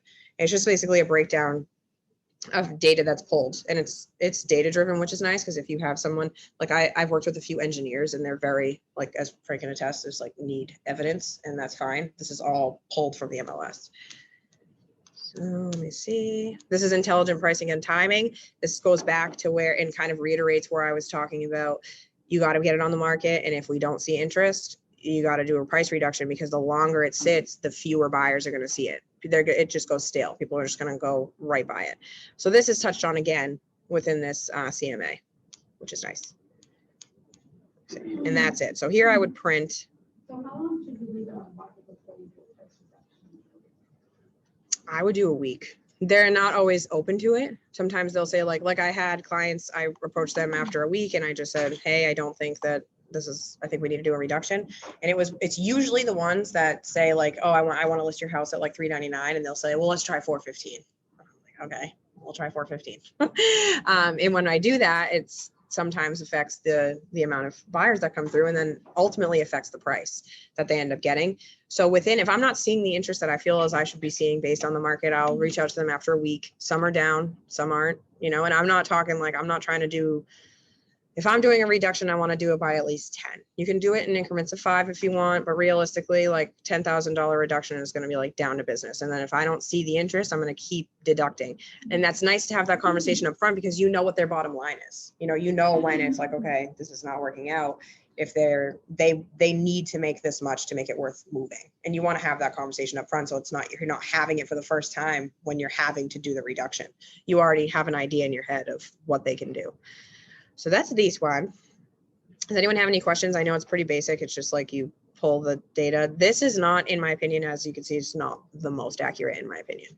So we can go through, I know it's like super boring, but it's important. We can go through and do a traditional one where we search the MLS. And if any experienced agents in here have any tips for me, I do it like painstakingly. I just pull up the whole town and put some criteria in, and I just scroll through and try and find comps that work. It's not as streamlined. That's why I don't like doing them. I feel I know. It does. It does, but you get, oh, you get paid more usually when you have a listing and you can market it more, you know, and so you, in turn, you get more business. So, you know, there's this connotation that if you're a listing agent, you're going to have longevity. I do think that there's plenty of people that have built their career around buyers and are totally fine and prefer that. Well, I don't mean I don't like listing. No, I know what you don't mean. like doing that. Putting that. We're all, me too. I hate it. I'm like, the whole time I'm like, oh. But the longer you spend, I suppose, I mean, I feel like I do spend a ton of time. I probably spend about 2 hours Yeah. realistically. So we can't like, I'm not going to like, that's another reason why I'm kind of just like schwooming through it, because if this was me really like, this is like a nice skeleton for what I'm going to do later. I'm going to pull it. And then later when my kid goes to bed, I'm going to be like aggressively looking through and comparing, going in the MLS, sending it over to my sister-in-law, asking her for, and if I didn't have her, it would be, you know, send it to you, just say, hey, could you give me an opinion on what you think this is? And it's good to have like a buddy, because if someone asks me, I'm obviously going to do it because I like to help people, but it's going to take them time. You know, they're going to have to take a look at it. They're going to have to take a look at the comps in the area. And usually they get a feel like they're an agent that's representing buyers too. So they're going to say like, I don't know, Sarah, it's a little high. You know, that's what happened where my clients wanted to list the property on Heritage Lane, like in the 520, 530 range. And I was really adamant about staying at 500. And they said, oh no, we want to do 515. And I was like, all right, let me have, you know, and that's where a broker open house comes in too. You can have a broker open house if you want, and you can have them come through. Usually if you're doing a broker open house, it's because you can, in some circumstances, have a seller that's slightly unreasonable. A good way to get feedback from not just you is to host a broker open house. These are the people, these are the top agents in the market. They're going to be bringing all their buyers through, and they're not agreeing with your price. And that's the one I kept forgetting. You can tell them, and I also like to preface it before I put it on. This is the number that I've come up with. This is the number I believe to be true. However, if we introduce this to the market and the buyers don't agree, the buyers dictate price. If they're not willing to pay, there's nothing I can do about it. So just so that they don't think like this is a guaranteed number, because again, like the house that I had in Pelham was built very custom to what the sellers needed. It was a beautiful house. It was maintained very nicely. They put a lot of work into it, but it was definitely a little weird. Like they turned a bedroom into a hallway, and they had this whole great room with no bathroom on that side of the house. So I kept getting a lot of negative feedback, but they were like, no way, my house is dope. Like they're crazy. And it's like, well, if you're trying to sell your house, you have to listen to the buyer feedback. It can be hard to deliver, but it's honestly nice because it's like, you already know what the feedback's going to be most of the time. And sometimes you have sellers that just can't see it because they're just too emotionally invested in their home. And if you're getting the feedback from the buyers or from a broker open house, it's better. And it's usually better to do a broker open house ahead of time, because if you want to be careful not to waste your time, just because you have a listing appointment and you have someone willing to let you sell their house, you don't want to like, your time is valuable and you're only paid if it closes. So you don't want to dump a bunch of money and time into this if you know the seller is unreasonable and not going to budge on price, and you know it's an unrealistic price to get. You can give it a shot if you want, and just know that, you know, you want to, you know, weigh the benefits and risks for yourself and your time. You don't want to say like, you know, I got my kids and I got stuff to do, and I'm, you know, chasing this guy and I'm not making any money on it and it's eating up all my time. It's just not worth it. And in that list, you might come across listing appointments where you don't jive with the seller, and that's okay. You can just say, you know what, I just don't agree. I won't list a property higher than what I think it is. I have to be like within reason. Like for the 585, he was adamant about 585. My client up in New Hampshire, and I just said, I'm not listing your house for 585. If you'd like, I can I can refer you to somebody that will, but I don't think it's going to sell for that. And I don't want to waste your time. I don't want to waste my time. Let's just kind of, if I could sell it for more, I always go back to, I get paid on a percentage basis. I will love 6% of 585 over 6% of 550. So I just try to reiterate that. If I could sell your house for $1 million, buddy, I'm doing it. So we'll go back just so that you guys can see.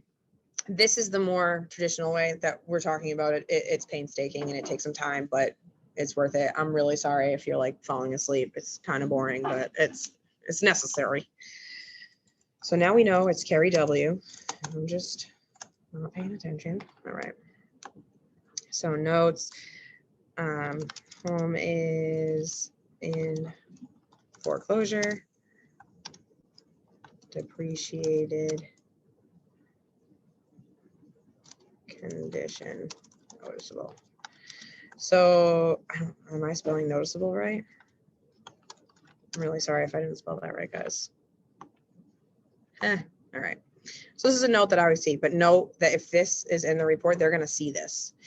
Sometimes I like to just leave it in there because I have to be honest with them, and that's probably the hardest part of doing listings is being honest with people that don't have homes in the best condition or are just unrealistic with their price, like I've said. It goes back to, like I said a million times in the buyer class, you want to set the expectation appropriately, because if you don't set the expectation appropriately, you're just creating a headache for yourself. There are some people, it doesn't matter how hard and aggressively and consistently you set the expectation. Oh, I just added a note that says home is in foreclosure or depreciated condition noticeable. So that when I'm, thinking about the comps I have, like in specifically this home, there's a lot of people living in it that shouldn't be. She's unfortunately been affected by addiction and has lost everything.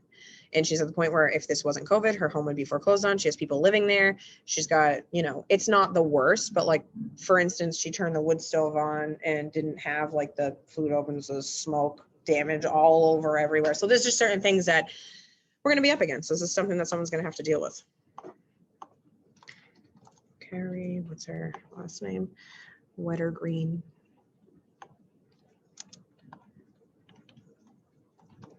Does anyone else besides you and the seller get to see this form?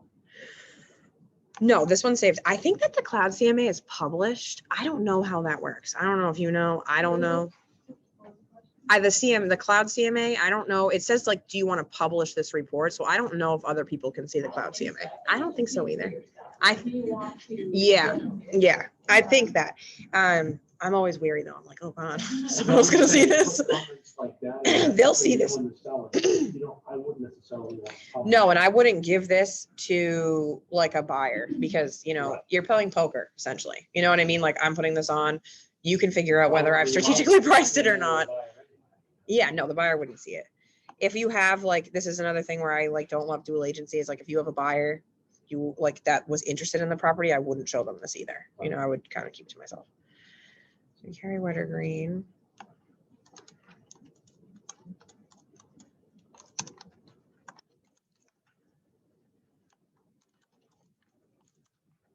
I never know the zip code. That always gets me. 03051. Okay. So we know based on the property card, I'm going back and referencing, it's got 3 bedrooms and 2 bathrooms.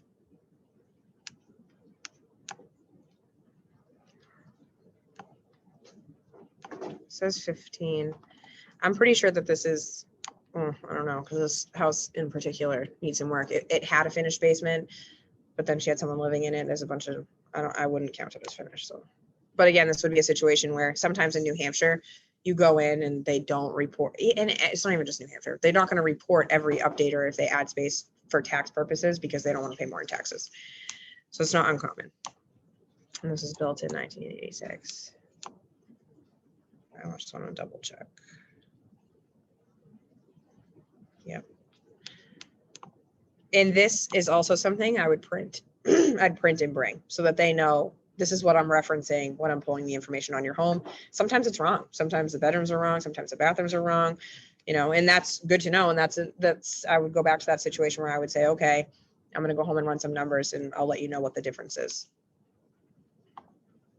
And property features, a 1-car garage. Would you also put like that one of the bathrooms is a half bath? Yeah, I try to do that when I'm paying attention to like the comps I'm pulling. And buyers get very upset if you say there's 2 bathrooms and it's only 1.5. They're not happy. So if I were to like, okay, this goes well, I got the listing and I'm entering it into the MLS, which we're gonna do probably tomorrow, which is gonna take a long time. So another one's painstaking. Cannot stress enough the value of a transaction coordinator. Cannot stress it enough. Because if you have a transaction coordinator, I've done this enough times where I'll pay a transaction coordinator to manage the transaction for me, and she'll also enter it into the list, into the MLS for me once I have a signed listing agreement. Because it's kind of, you have to go back, and we'll talk more tomorrow about, I made a cheat sheet so that when I'm with my clients, I ask them all the questions that are required for the MLS because they ask some very odd questions, just very detailed questions.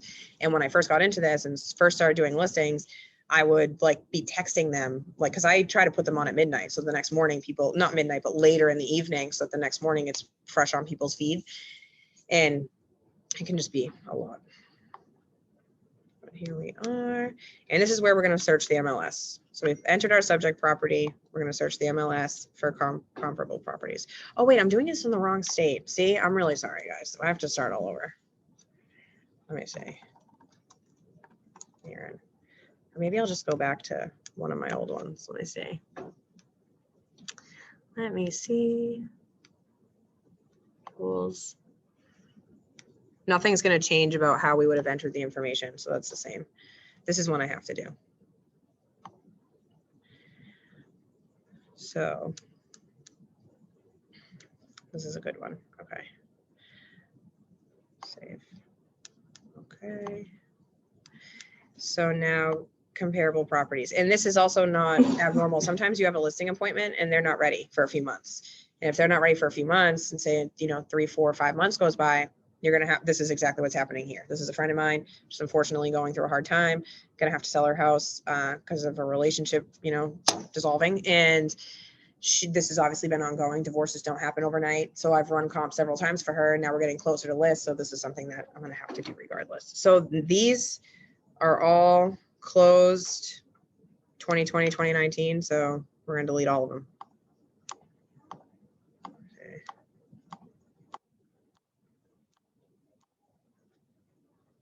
Delete. We're going to search the MLS. So this is in Saugus. Again, I try to just stay, oh, we already had it in there. I try to just stay within the town. If I'm running into a really hard time is when I would probably go to someone that's more experienced with listings, like Jen Hamilton or Art Durkin, and just say like, hey, what town do you think is comparable to this? Would you do that? Kind of thing. Don't be afraid to ask someone that has more experience than you because it's way better than messing up. So here, bedrooms and bathrooms, I kind of don't put in because you can kind of be flexible with those. I know that an appraiser is going to add a certain value for a bedroom, certain value for a bathroom. Square footage is what I try to stick with. So when you're entering this into the MLS, I don't know how familiar you guys are with using this. There's a little cheat sheet here that will show you, how to enter it. So I'm looking for anything that is, I haven't done math in a long time, 2,500 or more, I believe. So, and we're going to look for the last 6 months. And I'm only looking, we could do active too. Active, control, contingent, under agreement, sold in the last 6 months in Saugus. Here we go, guys. So thrilling. So this is also a cape. So I might go back and add like that, but I'm just going to keep that in mind. I'm only going to use capes. This is a very hard one to comp. So bear with me because it's a cape that is almost 4,000 square feet. That's like abnormal. Capes are usually on the smaller side. And so in this instance, I struggle with, and where I would reach out for help is, can I use a colonial as a comp for this? I don't like to because I know that colonials are just valued higher, but if you only can use what you can use. So this is a cape, 4 bathrooms, 3 bedrooms. This is a good comp, but see, this is what doesn't make sense. Oh, sale price 550. Okay, sorry. And just for reference, I sold this house 3 years ago for 650. Let me see, 6 bedrooms, 3 bedrooms, square feet. I'll use this one. Let's see. Nope. Again, painstaking. If anyone has any songs they want to sing, questions they want to ask, now's the time just while I look through this.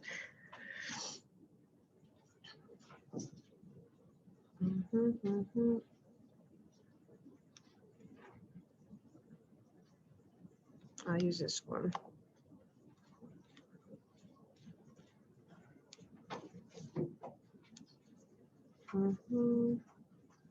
And this is where it's a painstaking process.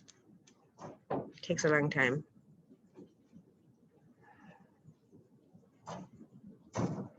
Sometimes I add some that I know I may remove too, because I can look through it after.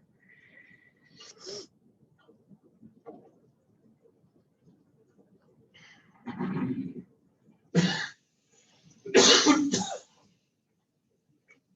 try this one. All right. Now I'm going to add all the ones that I selected. So I picked 6. And now it's going to show me broken down by solds in active under contract. So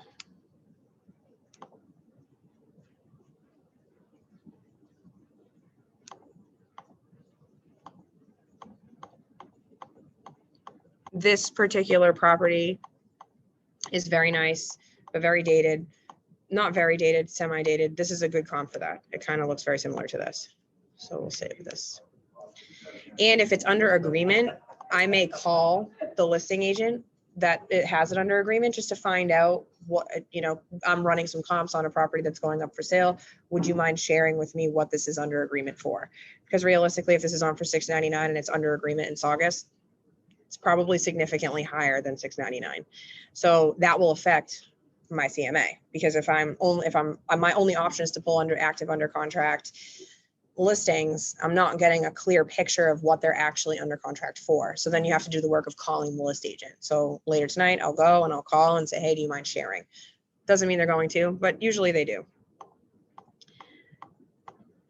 Let's see here. So this is a good one. We'll go back.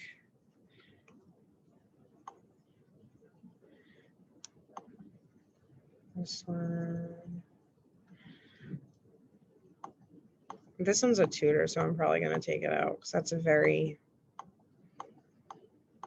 niche property. I don't know though. This is the things that I still struggle with 7 years in. I'm like, is this a good comp? Could be. A Tudor property is just very niche property. I don't know if you should only use other properties that are just like that, but then again, that would be very difficult because there's not a lot of them in this area. So this is one where, again, why I like to get a second opinion, because another agent might say, why would you use that? That's a horrible comp. Take that out. I'll be like, okay, thank you. And this I'm going to take out. This is a Colonial.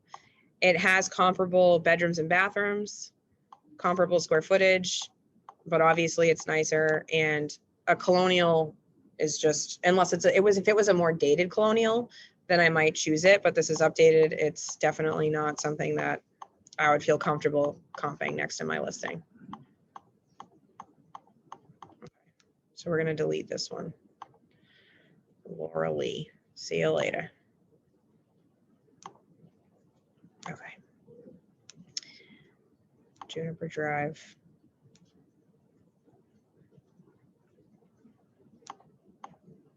Oh yeah, buddy. I don't know what I was thinking when I pulled this one. I was like, what are you doing, bud? That's a nice one. Unfortunately, it's not a good comp. Oh yeah. I think I might have hit that one on accident. So these are the sold comps, which give you a more solid number than the active under contracts because they're on record. This is a good comp for this because it's a little bit dated. What's the square footage on here? So this also has almost 1,000 square feet less than mine. I'm going to keep it, but I'm going to keep that in mind when I'm running the comp, and I might add an adjustment of square footage. Because 550 seems low. I just sold this. I might take it out. But at the same time, we run into issues here where we don't have enough comps. So this is something that I may keep in, may not. Something I'll kind of touch on later. Maybe review it with somebody that I'm just a colleague to give their 2 cents. So do you actually do adjustments? I try really hard not to. Just because it's like, unless I can talk to an appraiser, which is a big no-no. You're not really supposed to talk to them. But I find that if I'm trying, I have a friend of mine who's an appraiser who's a neighbor, and she's worked on one of my transactions actually most recently. But she's comfortable talking to me if it's not about a property that she is appraising. However, some may not be comfortable because what if they get that appraisal and then they talk to you about the price.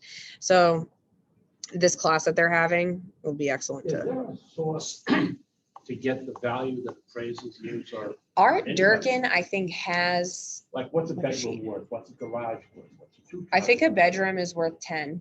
But I mean, is there a source? There is. I don't know. that I we think can have access to? they're going to be running a class that I can't stress enough to go to with an appraiser, especially right now. Because those numbers would be helpful. Oh, definitely, definitely helpful. And this is like, I again like to, I really try to use other realtors because they're going to give me, like, I'll just send it to them and say, hey, do you mind giving me, an opinion of value based on these numbers I ran?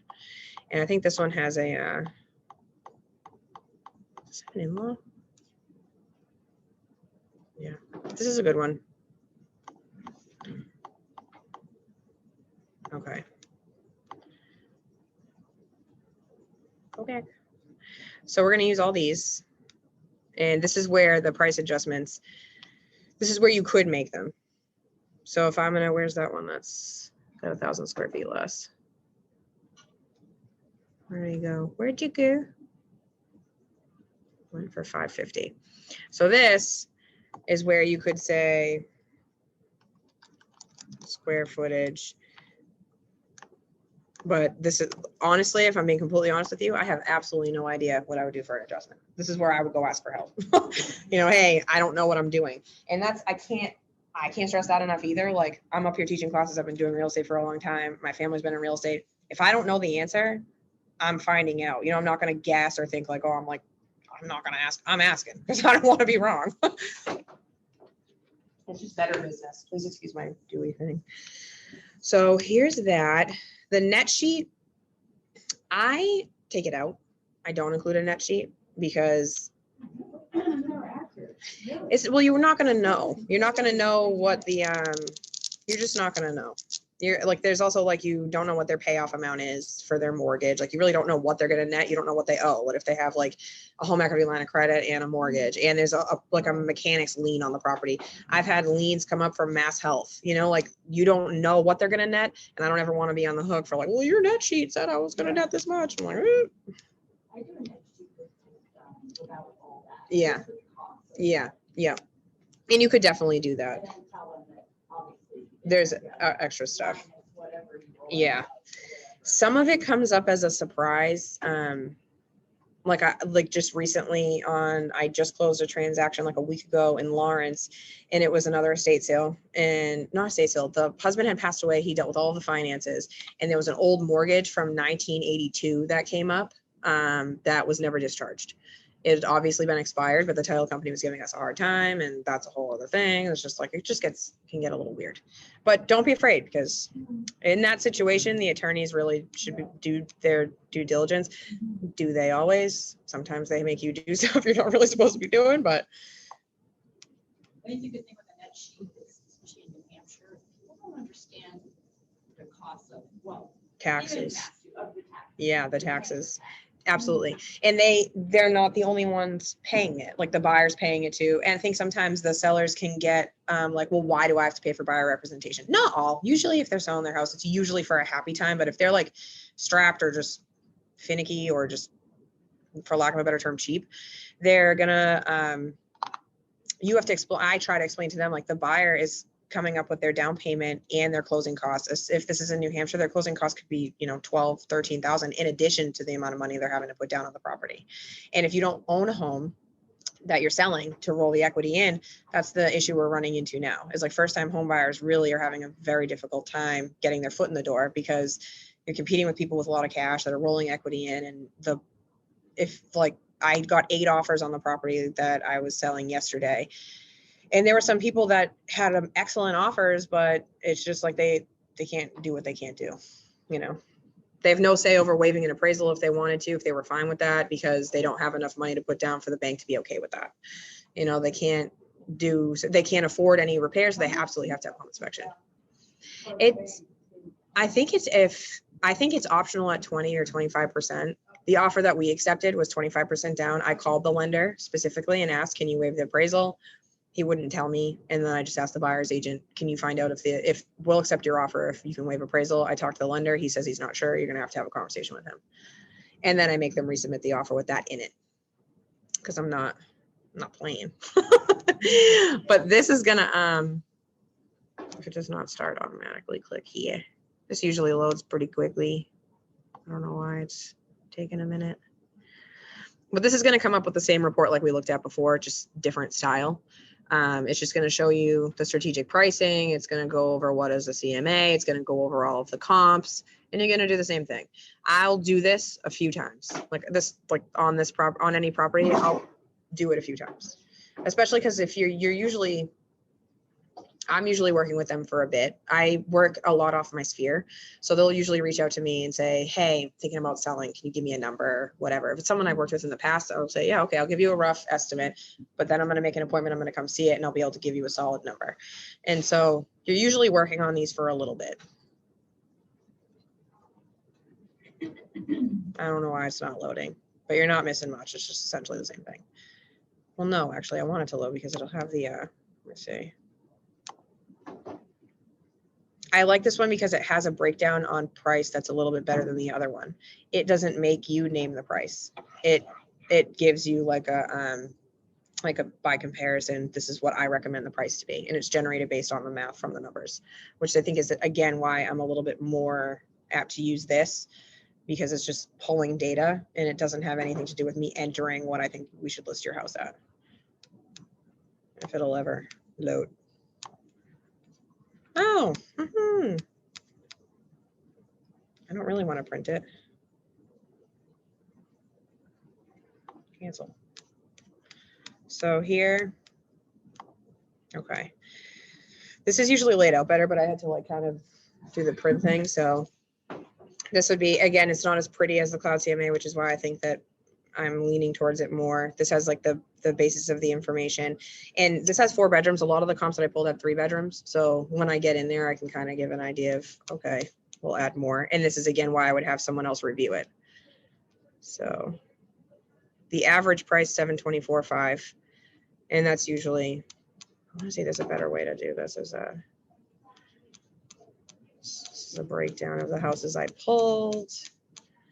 It's a little bit, oh yeah, and they do the comps this way too, which is nice.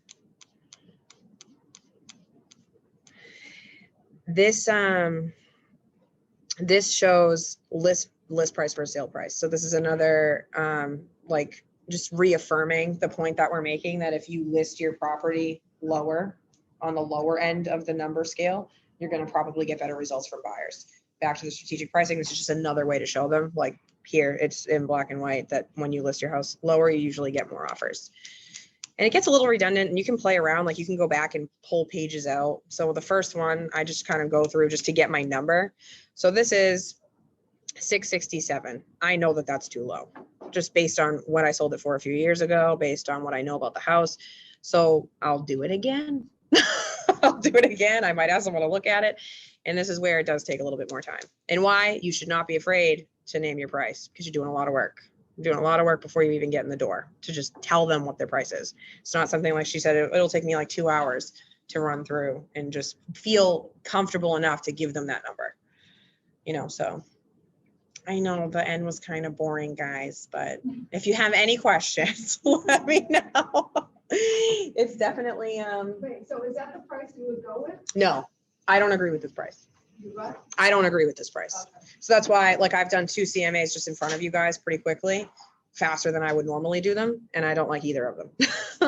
I just don't think, only because I know the property, like this property specifically, it's my friend's house. I spend time there. I know the area very well. I know that I just sold it for $650 like 3 years ago. And I know that the value has definitely gone up more than 30,000. So, and I just know. So this is one where you look at the number and you're like, this doesn't really make sense. And this is where I might call somebody. I might call a colleague. I'll do it a couple more times. And then sometimes it is what it is though. Sometimes I'm disappointed with the number and I got to present it anyway. I mean, it is what it is, but I don't think that this one is on. So I'll continue to do them. I'll continue to pull. I might like play with like the timeline. I might go back 18 months. Are those all closed? No, I think that there's two under contract and 2 closed. So you probably go with closed. Yeah, it depends on when. That's another thing too. Like right now, like how you were saying when before we started, she was saying that it was easier to shop around in the winter. It just seemed a little bit easier, and you'd think it'd be easier in the spring and summer, but the competition is significantly less. And usually, if you're selling in the winter, specifically, if you're selling in the winter, it's usually because you have to sell. You know, like whether you found a home you love that you want to purchase, so you're like, oh, I have to sell my house, or you're in a distress situation, or you have to move because of work. If you're not listing in the spring, it's usually because you have to sell your house. And in that circumstance, you can get deals for your buyers. Like in this past winter, I think it was New Year's Eve, I got a client a home, and the appraisal came in 30,000 higher than what we got it for. So that's where, and if you have buyers, to switch kind of gears and go back to the buyer side of things, if you have buyers that are having a hard time now, I tell them to wait. I say, listen, why don't we wait? Spring and fall and winter, people have their kids back in school. If they're having to move over like a Christmas break, it's not like you want to take advantage of them, but you just have a better shot. You know, there's less people looking because there's just focused on the holidays. They're focused on whatever. You just have a better shot. There's less people looking, less everything. But this was a breakdown of the CMA. We could honestly do an entire class on CMAs, and I would definitely brush up on it more than I did today. But Art Durkin ran a class. Maybe we can talk to Jamie about maybe making him do it again. He does an excellent class. He's just so nice, so bubbly all the time. You know, he does a really good job, and he knows the ins and outs of the cloud CMA. I know that he uses that very well. I attended his class, and that's when I started using it. And I know that he's more comfortable using it. So I'll talk to Jamie about doing a full thing on that, because they take time. And that's again, why I want to go back to, you know, the purpose of this class is don't be afraid to share your value, because we just talked for 2 hours about everything you're going to do, and we just touched the surface. We still have 2 more days. So don't be afraid to name your price. And if they, you know, you can negotiate, obviously, if it's not going to work for them. But I found when I was first in this, I had a hard time, because I actually had someone say, realtors are no better than used car salesmen. That's literally, so people will say some super disrespectful stuff to you, and you kind of got to eat it. But I also try to prove my point, and I've gotten better at it, obviously, over the years, and all of you will too. But you're going to come up against some people that are going to question your value. So you said 15% lower than market value. Yeah. So what is the market value? The market value is what I would say. So say this was accurate, and I was like, yep, dope, this number works. 667. I would reduce it by 15%. But again, can't preface this enough, I've never actually gotten a client to do it. But if you look up an agent, there's an agent, her name is Kristen Giannetti. She's made a name for herself in the Medford area. I think it's Medford or Malden. She sells all of Malden. And she's gotten that partially because of the strategic pricing model, because she's able to advertise all over the place. I sold your neighbor's house for $120,000 over what they asked for, knowing she strategically priced it lower. So obviously the value is going to come in higher. So that's not what they wanted, it's what they asked, what they listed it at. Yeah, they listed it significantly less and got more, you know, but they knew they were going to get more. And what I would suggest is, if people are like, I'm not comfortable doing that, I just say, listen, this becomes an emotional thing for people. So if you have an open house and there's a lot of people, they're more apt to increase their offer. It becomes an emotional process. And that's really what we want to kind of drive on. I know it sounds super manipulative, but we're thriving on these people's emotions of wanting this house. The more people that are interested, the more we can drive price up. If we introduce your house to the market 15%, what I'm thinking this number is, and you don't get offers, you would have never gotten offers at the 15% increase. You know, it's like if you're not getting them at 550 and you think your house is worth 600 and you're not getting offers at 550, you wouldn't have got it at 600. Be a cricket show. So you'll learn in time, you know. And honestly, like when I was, my sister-in-law got into real estate after me, and I would take her on listing appointments with me initially. So if any of you ever want to like ride along with me or anyone, I'm sure that there's other agents aside from me that if they had a listing appointment and you wanted to tag along, you certainly could. And usually the sellers don't mind. I mean, I let them know ahead of time, but I would bring Rosie with me all over the place. And it's just to watch people do their presentation. Like I picked up stuff from my brother. I picked up stuff from my dad. I picked up stuff from the DNA group. Like I see people do things and I'm like, ooh, that worked. That was cool. That was a point they made that I wouldn't have otherwise made. So don't be, not like you want to like rip someone's style, but you're going to learn by seeing and doing. We could do, you know, 1 million of these classes, and until you're kind of thrown in there to do it, you're going to be nervous. And it's okay to screw up. It is what it is. But does anyone have any other questions or suggestions about what you want to talk about tomorrow? Tomorrow, I guess you're gonna go over entering a listing in MLS. Yeah, it's going to be The about two as questions painstaking I as have, this I one. went through the form over the weekend. I had Okay. a very exciting weekend. Actually, it was last week. And there were two things that struck out. Okay. Was there's a box in the MLS form to check that it's, you can walk to the waterfront. And there's two things that talk about scenic views, and I thought we weren't allowed to. I've Talk never really added like a scenic view. I mean, I'm just saying it's a box. Yeah. It's part of the form, so you just check the box off. And I always thought you couldn't talk about scenic views because not everybody can see. You can't talk about walk to because not everybody can walk. No, you're thinking too much about Well, that. I'm just. That's what I No, learned in the you're class. thinking too This is- much this is about it. what- This is what. I know, we're it's talking in the past. definitely, I And think I'm- that, And then I look at this, and I also, when I was told, I said, well, it's not really against the law, but it's MLS policy. yeah.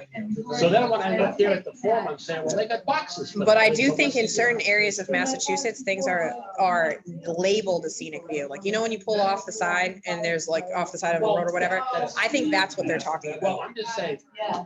look at the form and those are two things. No, that- I definitely think that that's, the scenic view would probably have to be like, if you're up in the White Mountains and you are actually part of like a state mandated scenic view, you might be able to enter it that way, or if you're in the Berkshires in Mass or whatever. I've never, I'm just gonna check the box off. I mean, I think that there's an option to say like, not applicable.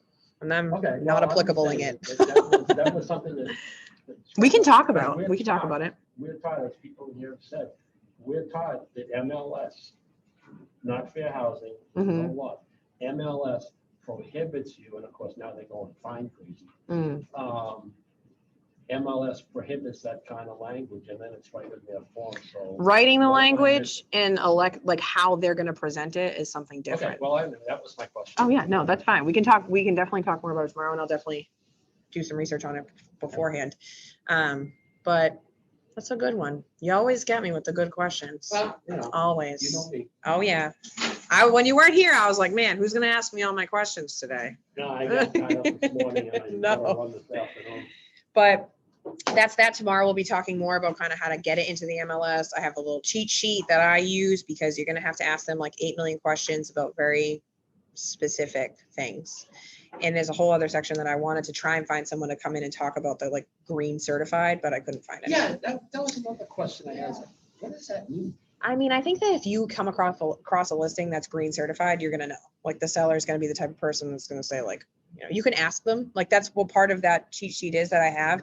It's all questions that are in the MLS that I wouldn't think to ask. Like, of course, I'm gonna ask about what's the fuel type, what's the heat system, what's the roof, you know, that whole scenario, bedrooms, bathrooms, square footage. But when it comes down to like, do you have a scenic view or, you know, something like that, that's something that I'm like, oh, that's a weird question. And I basically have like a weird question sheet. I bring it with me. Whether I sometimes leave it with them and they fill it out, or I fill it out with them. That way, when I'm entering in the MLS, or if I have my transaction coordinator entering in the MLS, again, can't highlight enough the benefit of leverage of a transaction coordinator. I'll give them that sheet and then they don't have to call my client a million times. They get paid based, well, I'm sure everyone does it different. The person that I work with is you do it based on, it's only if you close, and it's a fee that's collected at the time of closing, like it's deducted from your commission. And usually they set that up for you because they run the commission. No, it's a fee. It's, I pay, I think like 300 for New Hampshire and 400 for Mass, or 250 or 300. It's really the amount of work that they do, and that the added value is so well spent, because think about how you come across. If you say, oh, I have my transaction coordinator that's going to coordinate everything for you, you can focus all of your energy on lead generating and getting what you need done. What happened? Christine, oh God, Kay, what's her, I can't pronounce her. Yeah, she's an angel. I know she's on maternity leave. I did have, I've been asking around for the same reason. I just got a number from someone else, and I used another girl. She was really, really good. Her name was Laura. She's friends with Jill. Yeah, I use Laura. And yeah. And I think Christine also is an excellent transaction coordinator. Like excellent. So I think if you go with Christine and then you go to like, I'm sure that they're just doing what they're supposed to be doing, but Christine was a capping agent, you know, and this comes back to like, even if you got into real estate and you're all new and you find, I really like the paperwork side of things and I absolutely hate dealing with people and the stress and the problem solving and the fires you have to put out, it's an option for you. Like, like Christine was a capping agent. She knows what she's doing. She knows the process in and out, but she's like, I don't want to deal with any of this shit you deal with. So for now, like I have a listing coming in Hudson. I'm going to put it on the market. I have a signed listing contract. I'll reach out to Christine and say, hey, Christine, I have this listing. Here's the photos. Would you mind entering it in the MLS? No problem. She does it. And what we'll learn tomorrow is when you enter that MLS, it takes some time. It probably takes now for me, it probably takes me like 45 minutes. When I was first starting, it would take me like 3 hours because I would be like looking over every little thing and then it won't let you save it if you miss one. So it takes time. And I wish that I had learned, I mean, I'm glad I know how to do it for myself, but I wish if when I was first getting into this, I knew the value of a transaction coordinator because I could have spent all of my time focused on my clients, my face-to-face interactions, the problem solving I'm having to do on top of the lead generating, because you can get so caught up, especially where when I first got into this, I was working, you know, a full-time job and doing real estate. So I would spend all of my time on my transaction, and then I would end a bunch, and then it would be like, oh God, I have nothing else to sell. You know, like I didn't have time to do any of that lead gen. Having a transaction coordinator just frees up time that, in my opinion, is just better spent doing something else.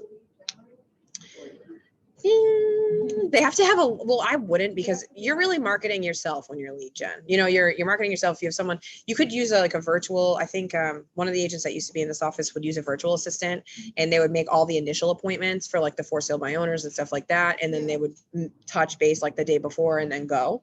You could certainly do that, but it costs, thank you very much. It can cost a lot for a virtual assistant or assistant. You know, I was even considering taking an assistant on for me, and I don't think I'm selling enough to justify it. You know, you'd want to sell like, you know, 36 transactions to justify the cost of an admin to do that kind of stuff for you. And they have to be licensed, I think. They have to be licensed, or is this a friend do it for you? Or- You could, I wouldn't. You can do whatever you want to do. Set the appointment and then enforce it. You could, yeah. I mean, as far as admin, I think all they can do is set the appointment. They can't talk about anything else. You certainly could. At that point, I would consider a virtual assistant. I think it's expensive, but it's just like easier, and they do what they do, and you just give them the numbers and they work that way. But if usually in the beginning, you're working on your sphere. So it's like people you know. So it's like, if that's how I got started anyway. You know, my parents were in real estate, so they would give me a lead here and there, but they certainly weren't, I had to claw my way through. They weren't handing me anything. So all of the appointments that I got initially were all people that I knew. So it was like weird for me to have like, oh, I'm gonna have my assistant call you, even though, you know, I don't have one. Have one. So I always recommend, and you won't learn unless you're thrown in. Like you get thrown into this fire. Am I still recording? If you F up, you F up. That's how you learn, you know, and you'll get in. Just don't ever try to fix it yourself. Like if you get into a situation, because it can get really bad, like you can lose someone's deposit. You don't want to be doing that. If you are in a situation where you're like, oh shit, I don't know what I did, you just gotta just call Jamie, call anyone, call me, call whoever you feel comfortable with to help you, because it's a referral business. Period. Is a virtual assistant the same as some of these companies? I was talking to an agent, and there was this thing where you hire somebody and they generate leads for you over the phone. I think that's different. Thank you so much. And I felt uncomfortable with that concept because you don't know where these people are from. Yeah. You don't know who they are. It's like these people are representing me ultimately. I think that anyone that's at that point has because it's not cheap. Like even if you're buying leads, like if you're doing, what's a good one? Vulcan 7, that's like $350 a month. Like what? Exactly. It was nuts. It's nuts. And like Zillow, you're paying, you pay. No, you can do for sale by owners. You can pay for leads too. I mean, if I'm being honest, I think all top agents pay for leads, but they have the funds to justify it, and they have the team to back it up and the resources to kind of follow through. When you're hiring like a virtual assistant, you're going to run the risk. Like you don't know them. You know, I would always recommend just doing the work yourself only initially. And then when you reach a certain point, you can hire leverage. Absolutely. Like I'm at the point where I have a transaction coordinator. I'd like to have in the next 12 months an admin that can kind of manage things for me, more like on the one-to-one, manage my schedule, manage like, you know, appointments. I've been doing real estate for 7 years. I've been doing real estate full-time for 3. But if I'm gonna hire somebody, it would have to be someone I know. This was a program where you hire a company and they could be, you're hiring a phone man. Yeah. Telemarketers. Yeah. And they're gonna call you up and they're gonna, you know, market you. So I'm going, those calls. Yeah. And Well, that's the some thing of them are too. idiots. They're inarticulate. They're not speaking English correctly to be blunt. I just think it's more of a, in my opinion, like if I'm gonna go with a realtor, I want to talk to the realtor. But is that the same as a virtual assistant? I don't think so. I think that if they're doing like, I've never seen that though. Like I know that there's like Bold Leads, Zillow, Vulcan 7, stuff like that. And I know that there's a separate entity of virtual assistants. You pay them, they set your appointments and what they lead gen for you. And that is something different and very expensive. Okay. And usually like, I mean, I don't want to say her name, she doesn't work here anymore, but Sue Zeppi did that for a while. And I talked with her about her virtual assistant. Yeah, she left a little bit ago. She's in Salem. Yeah, she's in Salem. But she was using a virtual assistant for a while, but she said it was very expensive and she wasn't crazy about the service again, because you don't have, and she ended up just hiring an assistant, because I think it's good for when you're just getting going and you can't pay someone that's going to be like, if you're going to hire an admin, they're going to rely on you for that money. Yeah, you could. I would, my Nana. I would go out and do a listing presentation. Yeah. You know, and I would be doing it too. You have to be careful about, I know that there's only certain things that they can do, so you just want to brush up on that. There's only certain things that they can talk about without having a real estate license. So, and it's like, if you're soliciting business, that might be, I don't know. And I think some of the virtual assistant programs, why they're so expensive is because all of them are licensed. So would they be similar to like a facilitator? Kind of. The facilitating role is a little bit different, because I think that technically you're supposed to no, you don't have to have a real estate license to facilitate, but I would be careful. Honestly, I would say it's like, sounds nice, but then you're spending all of your money on it and it's like just not worth it until you're selling like moving. I would say 36 units is like the magic number, is where that's where you can kind of justify like, okay, I can leverage some of this, whether it's a team and I'm taking on another agent or I'm taking on an admin for like 20 hours a week. That's really at the point where you should. I wouldn't even think about it until then, because then if you think about it, if you have an admin come in or a friend and start doing this with you, you're not going to get the objection handling, because that's really like where you start to thrive, because this objection handling isn't just the initial call. Sometimes they'll let you come to their house and then they're hitting you with it. So if you're calling them ahead of time, having that, you know, communication up front, it's just how you're going to get better. It sucks. I hate doing it too. I'm not a fan. I honestly heavily, they're doing the, oh no, it's exhausting. It's exhausting. They're doing the, oh God, what's his name? They're doing the Buffini training here. I can't stress enough how amazing that training is. That was like a game changer for me. I went from selling like 3 or 4 properties to like 12 or 15 in a year. So like, it's huge. Yeah, I think, oh God, what's his name? Ron. I'll talk to Jamie and figure out, because I'll take it again. Like, I loved it. I loved it. It's worth every money. I paid like $500 for the one that you do at home, and it's like CDs. It's kind of dated. It's more, they might have updated it, like this one that they're doing. When I did it a few years ago, it was still targeted towards like back when it was more of a buyer's market, when houses would sit for like 6 months. Obviously, like you saw, the average days on market on the one I just pulled in Saugus was like 8 days.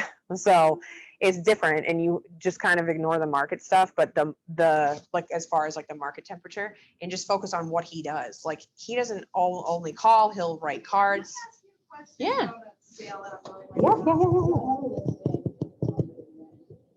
Yep. Oh, that's excellent.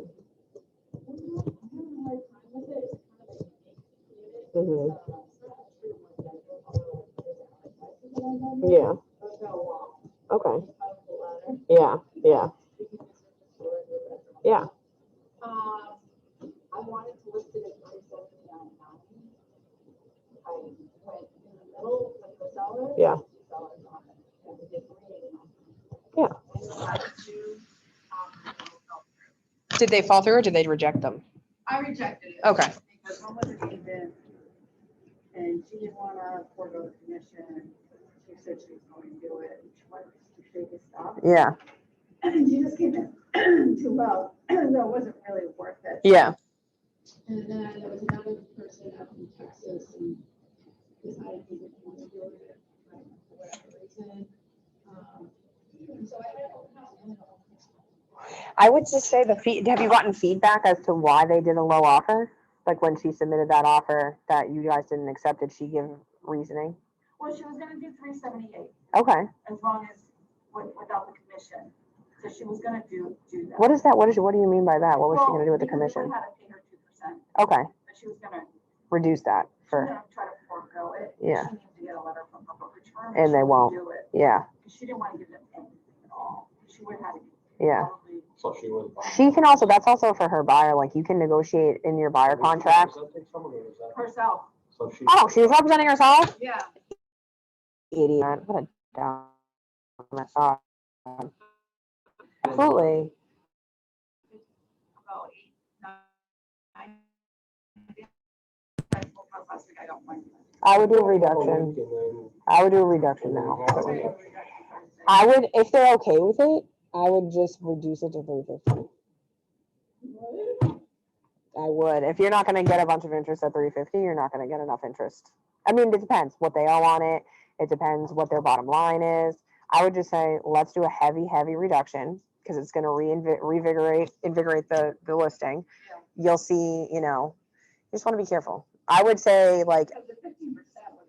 oh, it's stupid. It's stupid. And I don't like to do that with like the lower ones because the lower ones are going to get scooped up either way. Anything under 450 is going to get a dumb amount of offers regardless because that's where most buyers sit.